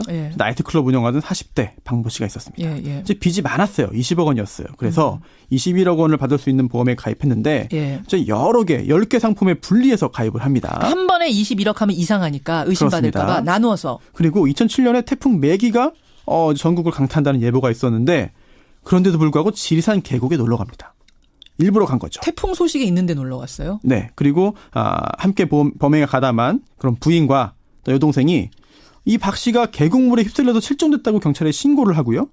또 여동생은 특전사 출신 남편의 동료들을 불러서 수색 작업까지 벌이는 그런 연출을 합니다. 그러니까 다 같이 쇼를 한 거군요. 언론에도 보도가 실종됐다. 됐어요. 네. 보도도 됐어요. 실종이. 그렇습니다. 또 그래서 실종 신고를 근거로 해가지고 결국 보험금 7억 2천만 원을 탔는데 그 후에 다 이제 유흥이나 사치품 구입으로 탕진을 했고요. 더 타내려고 보험사 상대로 소송을 하는 과정에서 결국 범행이 들통났습니다. 징역 7년, 징역 1년형이 각 선고됐죠. 이렇게 해서라도 타내고 싶었을까요? 아까 그 소변줄 꼽은 뭐 그 사람도 그렇지만 심지어 이거는 내가 죽었다라고 하면서 보험금을 타내는 어이없는 사람 참 많습니다. 세 번째 유형 가죠. 네. 아프지만 아프지 않은 유형도 있습니다. 아프지만 아프지 않는다? 이거는 뭐 아까 첫 사건 같은 그런 사진마비 사건 같은 그런 거예요? 그렇긴 한데요. 가담한 사람들이 굉장히 많습니다. 2011년 태백시 사건이 대표적인데요. 무려 140억 원을 타갔습니다. 연루된 사람들의 보험금 총액이 140억 원? 네. 무려 403명이 가담을 했고요. 이게 사건이에요? 마을 전체가 사기 마을이 된 건데요. 이게 보험 설계사가요. 사기에 가담할 사람을 다 모읍니다. 그리고 우선 병원과 짜고요. 보험료를 대납해주면서 다 보험에 가입을 시킨 다음에 병원에 아프지도 않은데 입원을 시킨 거죠. 그 다음에 보험금을 다 타냈는데 합해보니까 이게 무려 140억 원이었습니다. 403명이 연루되고 금액만 140억 원. 그럼 마을 자체가 그냥 전체가 사기 마을이 됐네요. 그렇죠. 그야말로 동네 망신? 그렇습니다. 야, 이런 뭐 어마어마한 규모의 사기 사건 또 있습니까? 그렇습니다. 특수부대를 전역한 어떤 사람이 있었는데요. 80명의 선배 후배 특수부대원을 보험에 가입시키게 하고 그다음에 이번에도 역시 180억 원을 챙긴 사건이죠. 그러니까 이건 이 사건 알거든요. 제가 비교적 최근이라서 기억을 하는데 특수부대원이니까 어떤 사고가 날 확률이 크잖아요. 다칠 확률이 크잖아요. 그렇죠. 그러니까 의심 안 할 거다라는 걸 이용한 겁니다. 네. 그리고 뭐 시계 그 동료들한테 선후배한테 고가의 시계, 뭐 차량 이런 걸 보여주면서 이렇게 할 수 있어. 이런 말을 해요. 아픈 행세만 잘하면 나처럼 잘할 수 있다. 그렇게 했다는 겁니다. 막 통장 보여주면서. 그렇게 대원들을 현혹해서 무려 몇 명이 연루됐다고요? 이게 80여 명. 80여 명. 네. 참 이러면 안 되는데. 이런 행각들, 이런 사기 너무 많습니다. 손수호 탐정의 한마디? 보험 사기는 전 국민을 대상으로 한 범죄다. 이제 보험이라는 게 이제 보험 단체라고 하죠. 그래서 여러 사람이 위험을 나누어서 지는 겁니다. 그렇죠. 그런데 그 중에 한 명이 이렇게 거짓말을 해서 이렇게 범죄를 저질러 가지고 보험금을 타간다면 다른 사람들의 선량한 그 보험 가입자들의 부담이 커지는 거거든요. 우리가 낸 보험비로 되는 거잖아요. 그다음 건강보험도 있고요. 그럼요. 여러 사람 피해자가 굉장히 많은 범죄이기 때문에 이렇게 선의의 피해자가 생기는 행위는 절대 해서는 안 되겠죠. 특히나 2016년에요. 이 보험 사기가 너무 심각해지니까 보험 사기 방지 특별법이 시행됐습니다. 특별법이. 네. 현재 적발도 굉장히 늘고 있고요. 처벌도 강화되어 있는데 뭐 그런 거를 떠나서라도 당연히 이런 범죄를 저지르면 안 되겠죠. 이렇게 적발되면 보험금은 당연히 다 토해내는 거죠? 당연합니다. 당연하죠. 받아서 가지고 있는 돈을 돌려주는 건 당연한 거고요. 그리고 자신이 써버렸다 하더라도 영원히 그 돈은 갚아야 되는 거죠. 자, 여러분 어떻게 생각하십니까? 이 기막힌 보험 사기 행각들 오늘 탐정 손수호에서 짚어봤습니다. 선 변호사님 고생하셨습니다. 네, 감사합니다.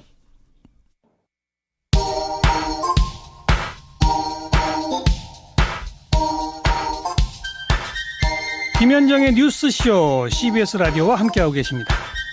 저는 퇴근길 시사자키 정관용입니다. 많은 분들이 정현 선수 응원하는 문자들 보내주고 계시고요. 이 보험 사기 들으면서는 이 보험 사기 건 때문에 진짜 사지 마비 환자들 피해받을까 우려된다는 정명희님의 정말 그럴 수도 있겠네요. 이런 문자도 들어옵니다. 고맙습니다. 예, 김양섭님. 평소에 아무렇지도 않다가 검찰에서 조사만 하겠다고 하면 갑자기 신병 치료를 하고 갑자기 쓰러지고 휠체어 타고 어이가 없습니다. 이거 쇼 아닙니까? 그러니까 이상득 전 의원, 이명박 전 대통령의 형이죠. 이상득 전 의원이 내일 검찰 소환되기로 돼 있었는데 출두하기로 돼 있었는데 갑자기 어제 오후에 쓰러진 겁니다. 응급실로 간 겁니다. 타이밍이 이렇다 보니까 많은 분들이 이런 의심하는 문자들을 보내주고 계시는데요. 권현철 선임 기자. 네, 안녕하십니까. 제가 권현철 선임 기자가 나오면은 좀 묻겠다 했습니다. 어떻게 생각하세요? 35년생 우리 나이로 84살입니다. 항상 몸에 아픈 데가 있죠. 없을 리는 없죠. 35년생이면 그렇긴 하네요. 그런데 멀쩡하다가 검찰에 불리면 이제 검찰이 부르면 아파지는 거는 충격을 받긴 받겠죠.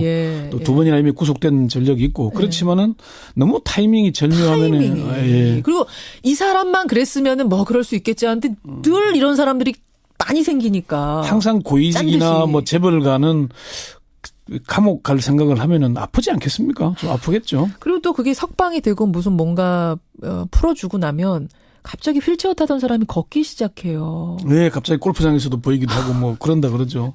그러니까 이번에도 또 의심이 나오는 건데 변호사는 그랬습니다. 내일 무슨 일이 있어도 출두할 것이다. 변호사 말대로 될까요? 일단 병원에 가 있으니까 병원에서는 환자가 위급한데 내보내지는 잘 않지 않겠습니까? 어쨌건 상황은 봐야 될 것 같고요. 제가 취재를 해보니까 검찰에서는 이상득 전 의원 한 1억 정도의 수수여서 건강 상태를 봐서 구속영장 청구 여부를 고민하겠다 이런 정도로 제가 확인을 했거든요. 건강 상태를 봐서 영장 청구하겠다라는 말을 듣고 아프기 시작한 건 그건 아니죠. 아니리라 믿고 싶습니다. 이미 이제 소환하니까 또 구속되겠구나 하는 마음에 그랬겠죠. 공개된 내용은 아닙니다. 그래요. 네. 보겠습니다. 네. 내일 한번 보고 하여튼 쾌유하시기를 빕니다. 건강하시기를 빕니다. 수사해야 될 게 많습니다. Y뉴스 가죠. 사실은 이게 어찌 보면은 박근혜 국정농단 사건보다 더 심각한 사건이라고 봅니다. 저는 법관 사찰 문제. 법관 사찰, 사법부 블랙리스트. 어렵게 사법부 블랙리스트 할 게 아니고 그냥 판사 뒷조사 이게 맞을 겁니다. 그 말이 편하네요. 예, 그리고 재판에 관여했다. 이 의혹 두 가지거든요. 두 가지가 밝혀진 거죠 이번 TF에서. 헌법 제103조에 법관은 헌법과 법률에 의하여 그 양심에 따라 독립하여 심판한다라고 규정을 하고 있습니다. 별도의 조항을 만들 정도로 재판이 중요한 거거든요. 그런데 지금 김명수 대법원장은 법원 스스로의 힘으로 최선을 다하겠다고 밝혔지만은 헌법을 유린한 폭거인데 이게 내부 조사만으로 마무리될 수 있을까? 수사를 받아야 되는 것 아니냐는 의견들이 계속 나오고 있습니다. 검찰 수사까지 받아야 되는 것 아니냐라는 의견. 왜 필요하다라고 주장하는가가 오늘의 Y입니다. 우선 대법원장이 사과했습니다. 대국민 사과. 그렇죠. 김명수 대법원장은 대국민 사과를 하면서 법관 사찰을 인정을 했고요. 그리고 추가 기구를 구성해서 조사를 하겠다. 또 적절한 후속 조치를 하겠다라고까지 얘기를 했습니다. 말씀하신 것처럼 이 사찰도 사찰, 뒷조사도 뒷조사지만 재판 관여 의혹 이게 더 큰 문제 맞아요? 제가 보기에도. 그렇습니다. 사실은 이게 재판이 법률에 의해서 결정되지 않고 판사의 이 양심에 따라 판단된 것이 아니고 외부 기관의 영향에 의해서 그렇죠. 지금 원세훈 전 국정원장의 판결을 구체적으로 거론이 되고 있지 않습니까? 그렇게 이미 예상했던 대로 우병우 전 민정수석의 요구대로 전원 합의체 회부되고 13대 0이라는 그 당시에 이 법원에 있는 법조인들이 어떻게 13대 빵이 나오냐. 이상하다고 했었어요. 통상은 이렇거든요. 소부에서 4명으로 구성된 소부의 대법관들이 합의가 안 돼서 전원 합의체로 넘어가는 경우가 대부분입니다. 그러면은 합의가 안 된다는 얘기는 2대 2라는 얘기잖아요. 그렇죠. 그러면은 최소한 11대 2라도 나와야 되는데 이게 왜 13대 빵이 나오냐. 도대체 납득이 안 된다는 얘기들을 많이 했는데 이게 이제 그 근거가 드러나고 있는 겁니다. 그러니까 실제 법원 내부에서도 법관 사찰도 용납해서는 안 되는 일이지만은 어떻게 판결에 영향을 미치느냐 청와대가 법원 행정처를 통해서 그 의혹은 반드시 밝혀져야 된다는 얘기가 많습니다. 이번에 그 블랙리스트 연루됐을 거라고 의혹받는 판사들의 PC 제대로 못 열었고 거기다가 이번에 원세훈 전 원장의 이 재판 관여한 것까지 나오고 하니까 이게 이대로 그냥 TF 차원으로 넘길 게 아니다라는 얘기가 그래서 나오고 강제 수사해야 되는 거 아니냐는 얘기가 그래서 나오는 거죠. 그렇습니다. 지금 사실 뭐 사람들이 관심을 갖는 것은 파란색 판사, 까만색 판사 뭐 무슨 이런 얘기들 나오잖아요. 그 얘기뿐만 아니고 실제 판결 여부인데 이 법원 내부에서도 지금 강제 수사 필요하다는 얘기가 나옵니다. 나와요. 서울중앙지법 남인수 판사는 유실 파일 300개에는 증거인멸 혐의 그리고 정보기관의 불법 사찰 혐의, 업무 방해 혐의 등이 떠올랐다. 아, 유실 파일 얘기 들으면서? 그런 게 나왔다. 이게 나오면 나오는 대로 수사해야 되는 것 아니냐. 이게 검찰의 그런 얘기들이 떠올렸다. 수사해야 된다는 얘기 했고요. 아니 나왔는데 여기서 그만두자라는 게 말이 되느냐 이 말인 거죠. 이 상태로 덮는다면 누가 납득을 하겠습니까? 그리고 법원의 판결에 대해서 국민들이 승복을 하겠습니까? 그러니까요. 그러니까 안 되는 것이고. 그렇죠. 그리고 김동현 판사는 당시 법원 행정처의 모든 기록, 저장, 매체 및 관계자들에 대한 더욱 적극적인 추가 조사가 불가피하다. 형사처벌이 되는 부분은 대부분이 직접 고발 등 조치를 취하는 게 검토돼야 한다. 그 과정에서 필요한 영역이 있다면 강제 수사를 받아들이는 건 역시 당연하다. 이렇게 얘기를 합니다. 아니 판사들이 검찰에 대해서 수사해달라고 의뢰한다는 말을 꺼내기가 쉽겠습니까? 그러니까요. 지금 뭐 청와대 홈페이지에 이거 검찰 수사해야 된다는 청원이 올라가가지고 몇 명 지난 23일부터 청원이 진행되고 있는데요. 제가 아침 7시에 다시 확인해 보니까 6천 명이 넘게 동의했습니다. 뭐 아직까지 그렇게 많은 숫자는 아니네. 이 청원이. 어제 밤에 4천 명이었는데 이미 2천 건이 또 올라갔고요. 이게 지금 이런 청원이 계속 진행된다면 국민 여론이 비등하다면은 수사로 가야 되는 것 아닌가 저도 그렇게 봅니다. 근데 법원 행정처가 지금 재판에 관여했다는 거잖아요. 청와대에서 보고하라 그러고 뭐 파악하려고 노력하고 있습니다. 이렇게 얘기를 하고 전 이것 들으면서 좀 믿어지지가 않더라고요. 설마 이렇게까지 했을까? 믿어지지 않죠. 저도 사실 믿어지지가 않는 문제인데 이게 우리가 김영한 전 청와대 민정수석의 업무일지에 나와 있는 글이 있습니다. 그게 그날 그 원세훈 전 원장에 대한 1심 판결 있는 날 아침 회의인데 판결은 오후 2시인데 오전에 회의할 때 이미 그 내용이 공유가 됐는데 딱 그대로 판결이 이루어졌습니다. 그 얘기는 뭐냐. 이미 사전에 판결 내용이 김기춘 전 비서실장한테 갔다는 얘기입니다. 그거밖에 안 되는 거죠. 자, 이런 상황입니다, 여러분. 블랙리스트가 빨파검으로 등급 나눈 뒷조사한 게 나왔고 원세훈 전 원장의 재판에 관여한 게 나왔고 이 상태에서 과연 멈출 것이냐 검찰 수사까지 갈 것이냐 이 기로에 선 건데 대법원장은 아까 사과했다 그랬잖아요. 검찰 수사에는 반대하고 있는 거죠. 명시적으로 반대한다는 입장을 밝히지는 않았지만은 법원 내부에서 해결했다는 입장입니다. 김 대법원장은 추가조사위원회의 조사 결과에 따른 합당한 후속 조치를 취하겠다. 이를 위해서 필요한 범위에서 조사 결과를 보완하고 공정한 관점에서 조치 방향을 논의하여 제시할 수 있는 기구를 조속히 구성하겠다. 그러니까 이거 쉬운 말로 하면 검찰이 법원에 들어와서 우리 뒤지고 우리 조사하는 거 이거 기분 나쁘다 이런 거예요? 그런 거죠. 쉽게 말하면. 대부원장 취임한 지 이제 딱 4개월 됐습니다. 그런데 외부의 대부원장이 내부 조치 없이 내가 수사 좀 해달라고 하기에는 아니 조치 쉽겠죠. 지금 했잖아요. TF에서 조사해서 나온 거잖아요. 더 이상은 안 되는 거잖아요. 이 남은 조사할 게 많은데 우리가 볼 때는 조금 더 해보겠다. 수사하는 게 맞는데 스스로. 대부원장 입장에서 먼저 하기에는 안 쉽겠죠. 합당한 후속 조치가 뭔지를 일단 지켜보는 게 우선인 것 같긴 합니다. 검찰 입장은 뭡니까? 검찰이 먼저 나서기는 쉽지가 않습니다. 제가 검찰의 그 핵심 관계자들 확인을 해보니까 검찰의 고위 관계자는 고발이 있지만은 검찰이 앞서서 수사에 나서기는 어렵다. 공수처가 있다면 모르겠지만은 검찰로서는 수사 의뢰가 있기 전에 나서기는 현실적으로 어렵다. 특수통 출신의 한 중견 간부는 검찰이 나서서 압수수색 영장을 청구했는데 양성택 대법원장 체제에서 임명된 영장 전담 판사들이 소명 부족으로 기각하면 어떻게 되겠냐.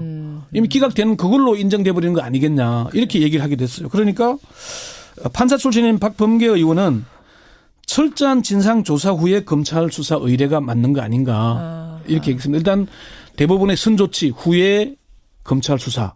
요게 맞다는 얘기들이 많습니다. 지켜보겠습니다. 권영철 선임 기자. 수고하셨습니다. 네.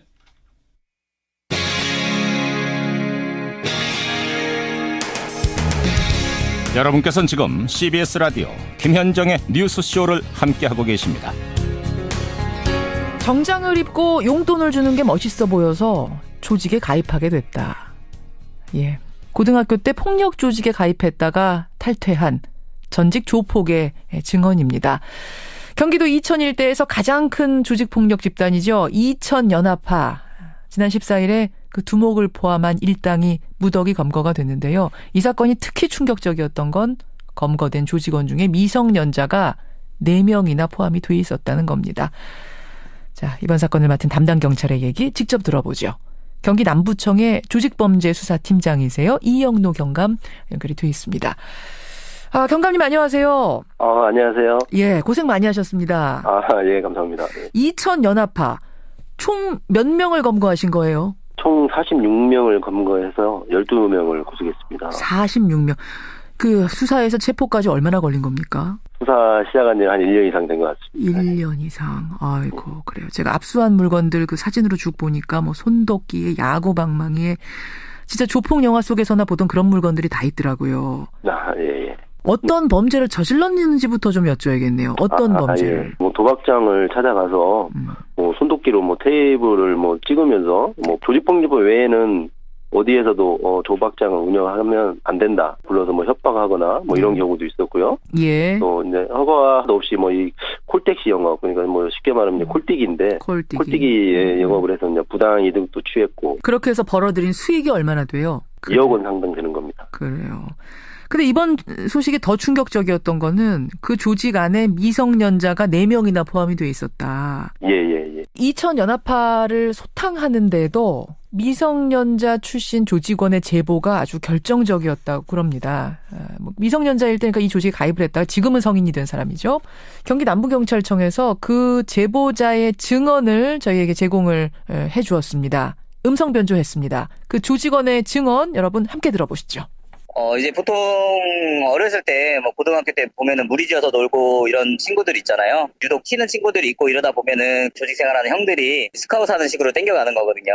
어린 나이니까는 그런 게 멋있어 보이고 하니까는 가입을 하게 되는, 보면은 이제 줄 빠따라 그래갖고 나이대별로 분기 기강 잡는 걸로 해갖고 빠따로 맞고 많이 그랬죠. 폭행을 당하고. 불만이 있어도 말을 못하고 도망을 간다거나 할 수 있는 부분은 아니죠. 도망을 가봤자 어차피 또 그 사람들 눈에 띌 거고 잡힐 거고 하니까 견뎌내면서 참고 일단 맞는 거죠. 그리고 결혼식이나 장례식장 다른 사람들한테 보여주기 위한 과시용으로 할 때도 저희가 동원되기도 하고요. 정장을 입혀서 올린다든가 90도 인사하고 하면 아무래도 일반인들 입장에서는 위협감도 느끼고 공포감도 느낄 거니까. 노는 형들한테 스카웃을 당했다. 줄빠따 얘기가 나오는데 이게 뭐예요? 같은 나이에 있는 조직원들을 연이어서 야구방망이 같은 걸로 폭행을 하는 겁니다. 왜요? 왜? 그게 이제 처세를 잘 못했다는 이유입니다. 선배들한테 인사를 제대로 하지 않았다든지, 불렀는데 즉시 오지 않는다든지, 거의 엉덩이가 시퍼렇게 아주 새까맣게 멍들 정도로 병원에 실려가지 않을 정도로 그때까지 그 정도로 폭행을 가는 겁니다. 이 지금 증언을 한 이 조직원은 탈퇴를 한 거죠? 탈퇴를 한 겁니다. 근데 어떻게 탈퇴가 됐네요. 탈퇴도 아까 힘들다고 했는데. 사실 뭐 탈퇴를 하게 되면 상당히 뭐 제약이 많이 따릅니다. 뭐 그 지역에서 일단 떠나라고 한다든지, 너 내 눈에 띄면 가만히 안 두지 않겠다. 너 뭐 어디 눈에 띄면 데리고 가서 또 때리고 괴롭히고 뭐 이런 것들이 내 눈에 띄지 말아라. 자, 그 부분의 증언도 들어보시죠. 쉬운 건 아니거든요. 탈퇴라는 게 사실 말로다가 하는 이제 위협들이 조금씩 있죠. 뭐 눈에 띄지 마라, 뭐 번화가 나오지 마라. 그 번화가 쪽은 아예 안 간지도 지금 꽤 오래됐고요. 자제를 하고 있고요. 이 조직폭력배라 이 뭐 이런 거에 대한 로망이라는 게 있다고 생각을 해요. 저 또한 그랬었고 결론은 똑같거든요. 결론은 전과자의 결론은 손가락질 받는 것밖에 안 돼요. 저는 누군가가 만약에 이런 길로 더 가고 싶어 한다거나 관심이 있다는 친구들이 있으면 두 손 두 발 뻗고 저는 말려주고 싶어요. 번화가 쪽에는 안 간 지가 오래됐다. 뭐 이런 얘기를 합니다. 로망이 있어서 잘못된 환상을 품고 들어갔지만 결과는 뻔한 것이다. 이런 증언도 지금 하고 있는데 지금 이 증언자는 신원이 확실히 보호가 되고 있는 건가요? 물론입니다. 예. 저희하고 아주 뭐 긴밀하게 연락 체계를 유지하면서요. 예, 확실히 보호 조치를 하고 있습니다. 예. 조폭과의 전쟁 선언한 게 과거에도 몇 번 있었잖아요. 네. 근데 이게 조폭 범죄는 왜 근절이 안 되는 겁니까? 사실 조직폭력 사건이나 보복을 뭐 두려워한다든지 뭐 이런 것 때문에 신고를 꺼리는 경우가 거의 대부분입니다. 그렇죠. 예, 저희가 이 사건을 찾아서 인지하기가 상당히 어려운 부분이 많아가지고요. 하지만 그 피해를 당하신 분들은 정말 용기를 갖고 피해 사실을 적극적으로 알려야 이런 조직폭력배들을 다 척결할 수 있다고 생각합니다. 그러니까 제보, 증언 이런 게 결정적이군요. 조폭범죄 단속하는 데는. 예. 그렇겠어요. 예. 이천연합파 46명을 이게 일망타진이라도 봐도 됩니까? 일망타진입니까? 예. 이천연합파를 일망타진한 경기 남부지방경찰서 이영노 경감 고생 많이 하셨고요. 감사합니다. 아무쪼록 이런 조폭범죄의 뿌리를 뽑아버리는 일에 더 노력해 주시길 부탁드리겠습니다. 알겠습니다. 감사합니다. 고맙습니다. 감사합니다. 원래 이번 주까지만 춥겠다고 했는데 예보가 좀 바뀌었네요. 다음 주 중반이나 돼야 이 한파가 풀린다고 합니다. 오늘 서울 낮에도 영하 8도. 여러분 잘 견디시고요. 저는 내일 아침 7시 반에 뵙죠. 고맙습니다.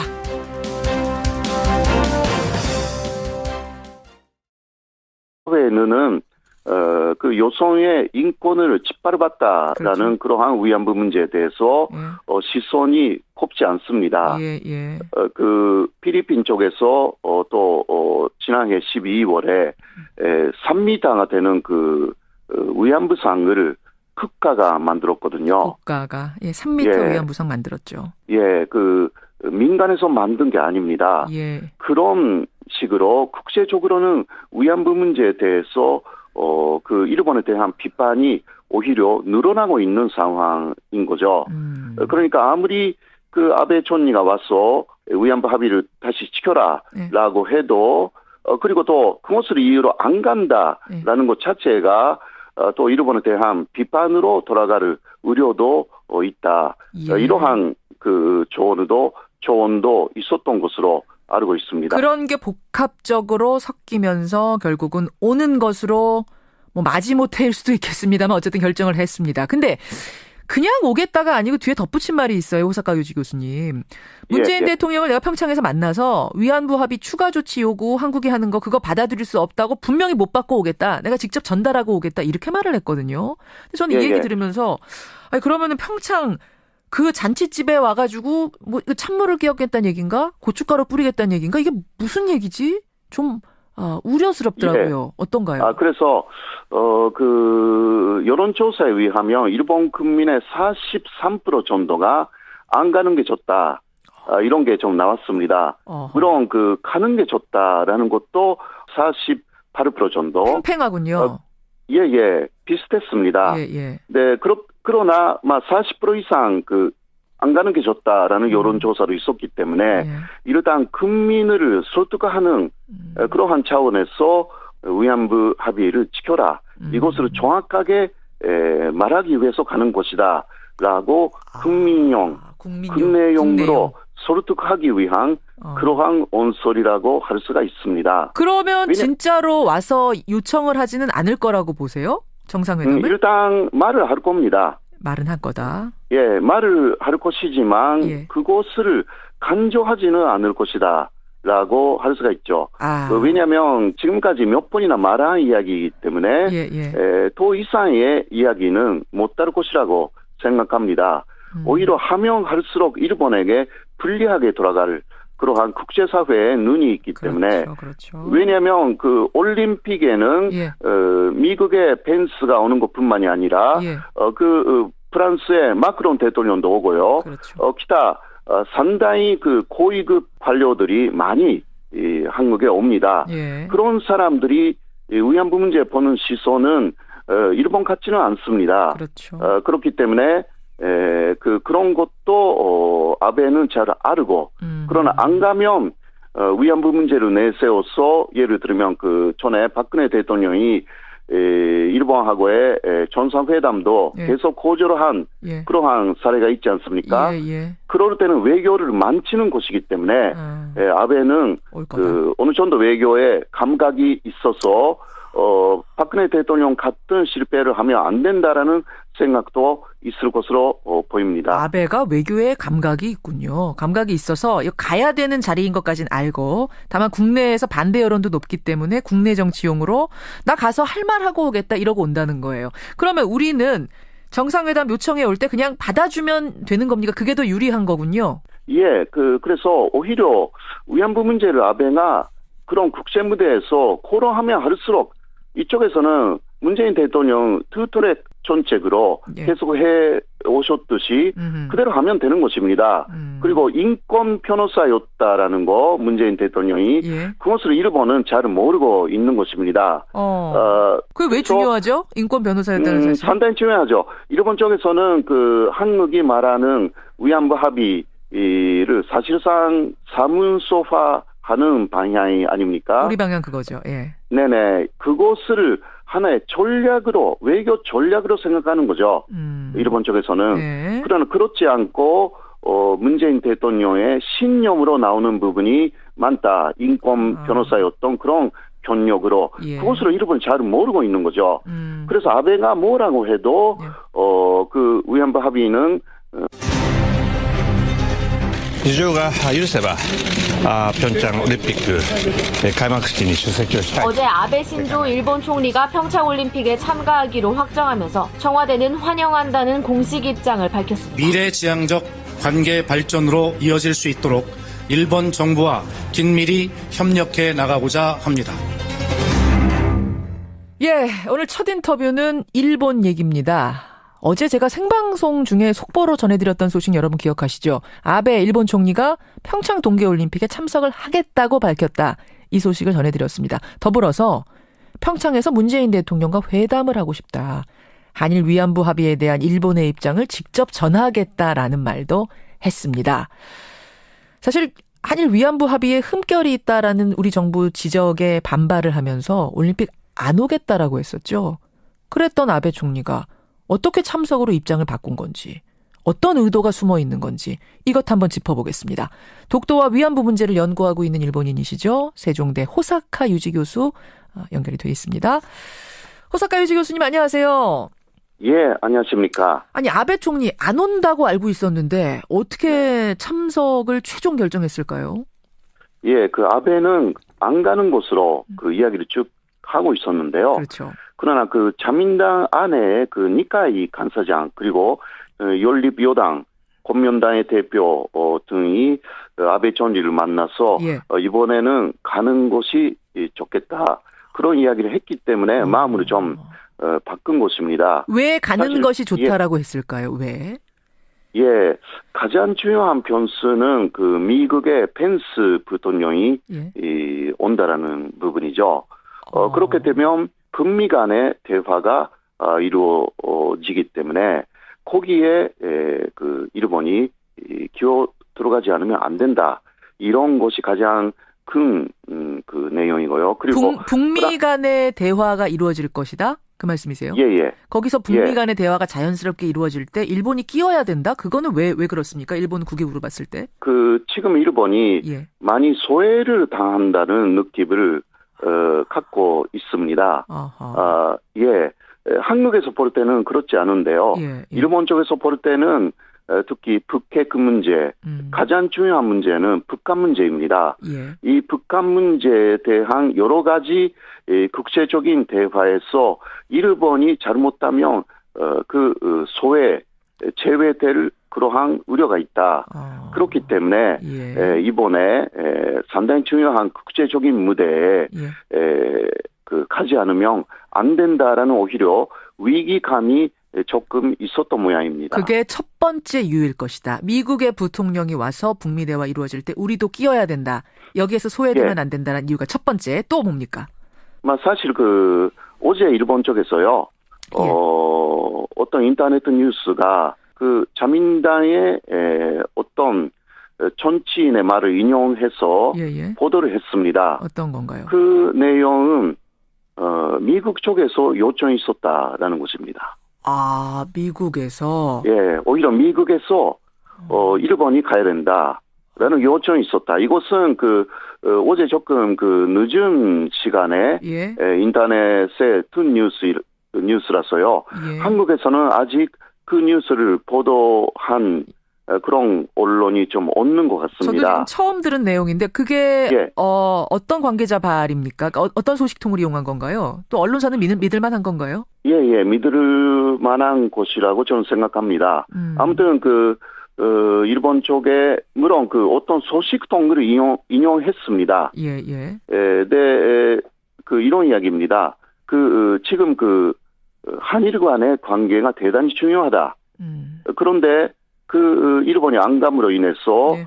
또 한일 관계가 나빠진다. 네. 그러니까 가는 것이 바람직하다라는 요청이 있었다고 합니다. 게다가 이게 지금 위안부 문제 때문에 우리가 안 가겠다 이렇게 되면 국제적으로 네. 바라보는 시선이 어떻겠습니까? 이 위안부 문제에 대해서는 누가 봐도 일본이 불리한 건데, 그렇죠? 예. 그것 때문에 올림픽 안 온다 이것에 대해서 곱게 볼 국제사회 시선이 없거든요. 그렇죠. 국제사회에는 아무리 일본이 이 위안부 합의를 지켜야 한다라고 해도요. 예. 국제사회요. 이 새벽 1시 19분쯤에 네이버에서 첫 검색어 1위를 차지했습니다. 그러니까 어제에서 오늘로 내려오는 새벽이 아니고 여러분 그제에서 어제로 넘어가는 그렇죠. 새벽이었습니다. 어제 새벽이라고 할 수 있죠. 그런데 30분 뒤부터 이상한 일이 벌어지기 시작했는데요. 갑자기 평양올림픽이란 검색어가 20위권대에 진입을 하더니 새벽 3시 24분에 예. 평화올림픽을 밀어내고 검색어 순위 1위에 올랐습니다.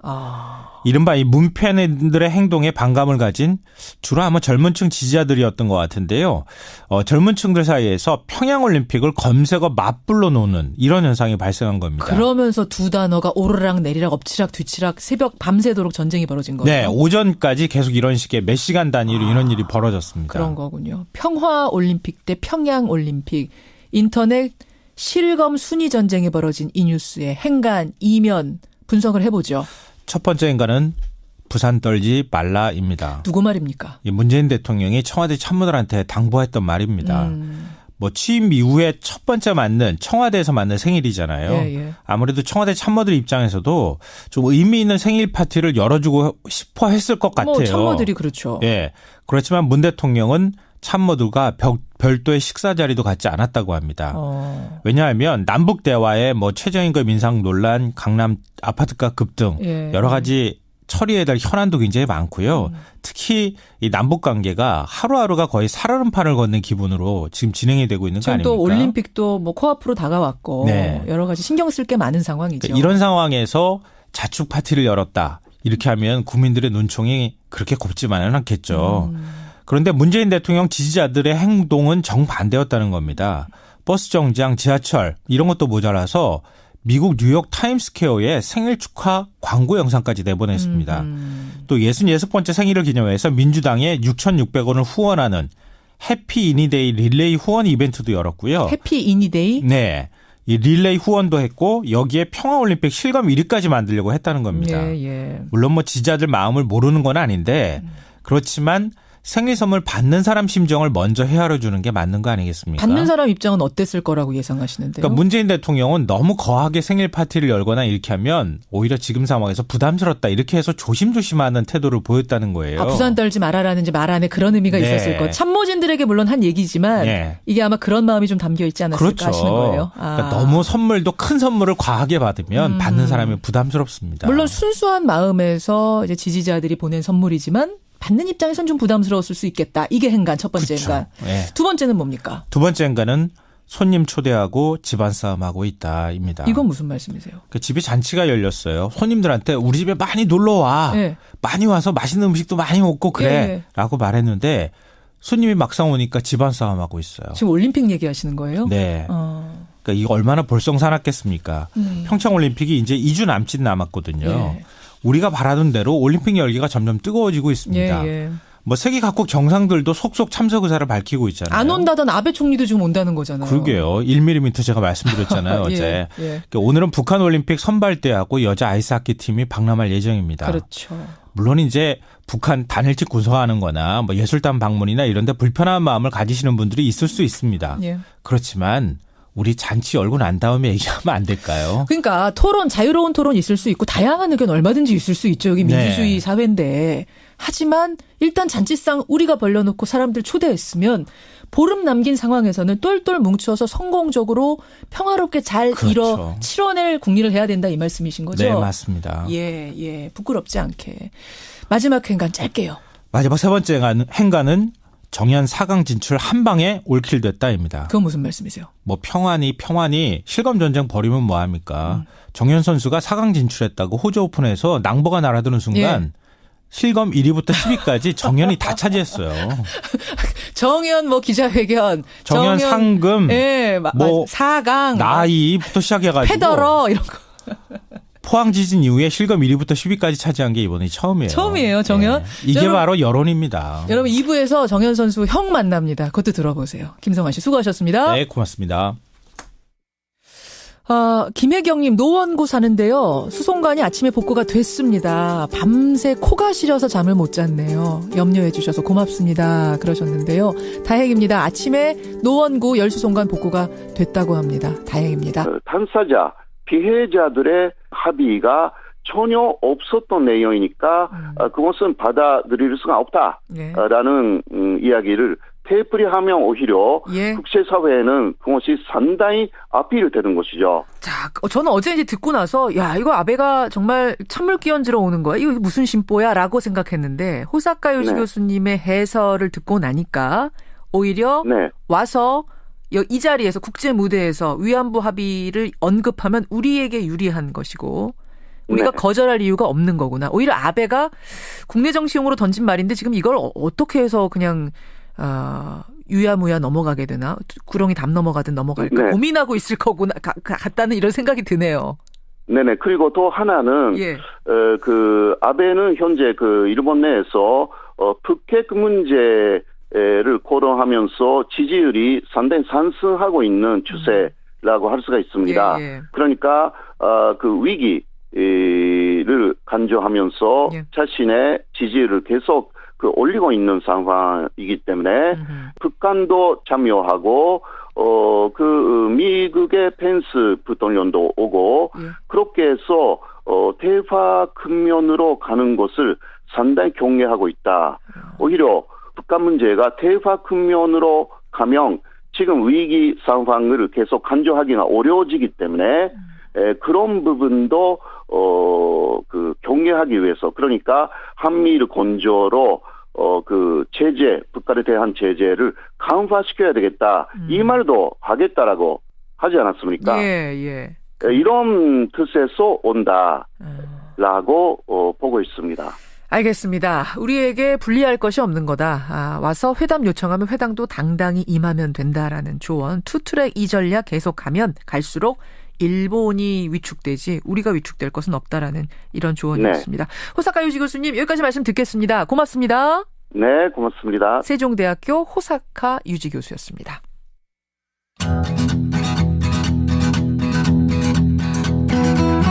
김현정의 뉴스쇼는 청취자 여러분의 참여로 이루어집니다. 트위터, 페이스북, 레인보우 게시판, 그리고 단문 50원, 장문 100원의 유료 문자 샵 1212, 우물정 1212 통해 참여하실 수 있습니다. 김현정의 뉴스쇼, 여러분과 함께 만듭니다. 김성환의 행간 시사평론가 김성환 씨 나오셨습니다. 어서 오십시오. 네, 안녕하세요. 실내에서 목도리 빼셔도 되는데 정말 춥긴 추워요, 오늘. 코가 떨어져 나가는 줄 알았어요. 코가 정말 리얼한 표현이세요. 서울의 지금 기온이 영하 16도고요. 체감 온도는 여러분 영하 23도입니다. 전국이 이렇습니다. 지금 1706님 여기 강원도 원주인데요. 영하 18도입니다. 머리가 너무 맑아요. 이러셨어요. 그런데 이 상황에서 서울 노원구는 열 수송관이 파손이 되면서 어제 밤에 6만 5천 가구가 온수 공급도 끊기고 난방도 끊긴 채 밤을 보냈습니다. 아휴, 얼마나 추우셨을까. 아이고, 노원구 분들, 중랑구 분들 고생 많이 하셨습니다. 빨리 복구가 돼야 될 텐데 아직 복구 소식은 전해지지 않고 있어서 큰 걱정이네요. 추워도 할 건 해야죠. 행간 가겠습니다. 어제 인터넷 포털 사이트에서 아주 보기 드문 장면이 연출이 됐는데요. 이 실시간 검색어 순위를 두고 평창올림픽과 평양올림픽 두 단어가 마치 전쟁을 벌이듯이 인류를 엎치락뒤치락하는 모습이 나타났습니다. 이 평화 대 평창 올림픽을 두고 벌어진 실검전쟁, 이 뉴스의 행간을 좀 살펴볼까 합니다. 그러게요. 네이버 다음 할 것 없이 1위가 평양올림픽이 됐다가 또 조금 있으면 평창올림픽이 됐다, 평화올림픽이 됐다가 나중엔 또 평창올림픽이 또 올라오기도 하고 그랬어요. 이게 무슨 일이지 하고 저도 한참 찾아봤어요. 이게 어제가 문재인 대통령 66번째 생일이었거든요. 그러니까 새벽 시간에 한 지지자가 이 생신 선물로 평창올림픽을, 그러니까 평화올림픽을 실시간 검색어 1위로 만들자, 이런 제안을 했습니다. 제안을? 그래서 10시, 12시, 2시, 4시, 6시 이렇게 짝수 시간대에 맞춰서 우리가 한번 힘을 써보자, 이런 건데요. 최근 자유한국당을 중심으로 평창올림픽을 평양올림픽이라고 비판을 하는 목소리가 나왔잖아요. 있었죠. 청와대가 또 이해할 수 없다, 이런 반응을 내놓기도 했었는데요. 이 일에 착안해서 좀 의미 있는 생일 선물을 해보자, 이런 취지에서 한 제안 같습니다. 이 글이 순식간에 퍼졌고요. 이 평화올림픽이란 검색어 트래픽이 갑자기 급증하기 시작했습니다. 그게 언제쯤? 김현정의 뉴스쇼.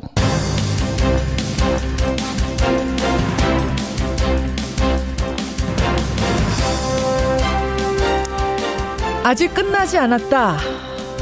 애청자 여러분 안녕하십니까. 정현 선수가 대한민국 선수 최초로 호주 오픈 테니스 4강에 오른 후 공식 기자회견에서 한 말입니다. 아직 끝나지 않았다. 금요일에 열리는 준결승전의 상대는 테니스 황제라고 불리는 페더러 선수입니다. 객관적으로는 승리를 점치는 목소리가 높지 않습니다만 강자들을 꺾고 올라온 이 정현의 페이스, 이 분위기라면 못할 것 없습니다. 오늘 2부에서는요. 지금 정현 선수와 함께 있는 형 정홍 선수, 그리고 테니스 대선배죠. 이형택 선수 만나보죠.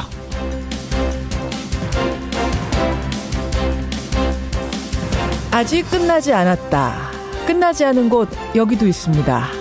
이명박 전 대통령의 조카인 이동형 다스부 사장 15시간의 검찰 조사를 받고 오늘 새벽 귀가를 했습니다.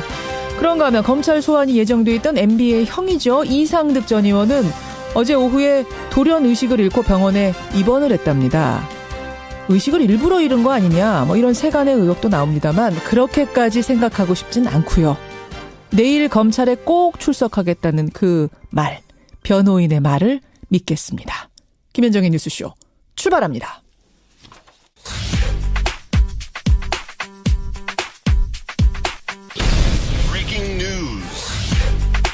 김현정의 뉴스쇼가 주목한 오늘의 포인트, 김정훈 기자 나와 있습니다. 어서 오세요, 김 기자. 네.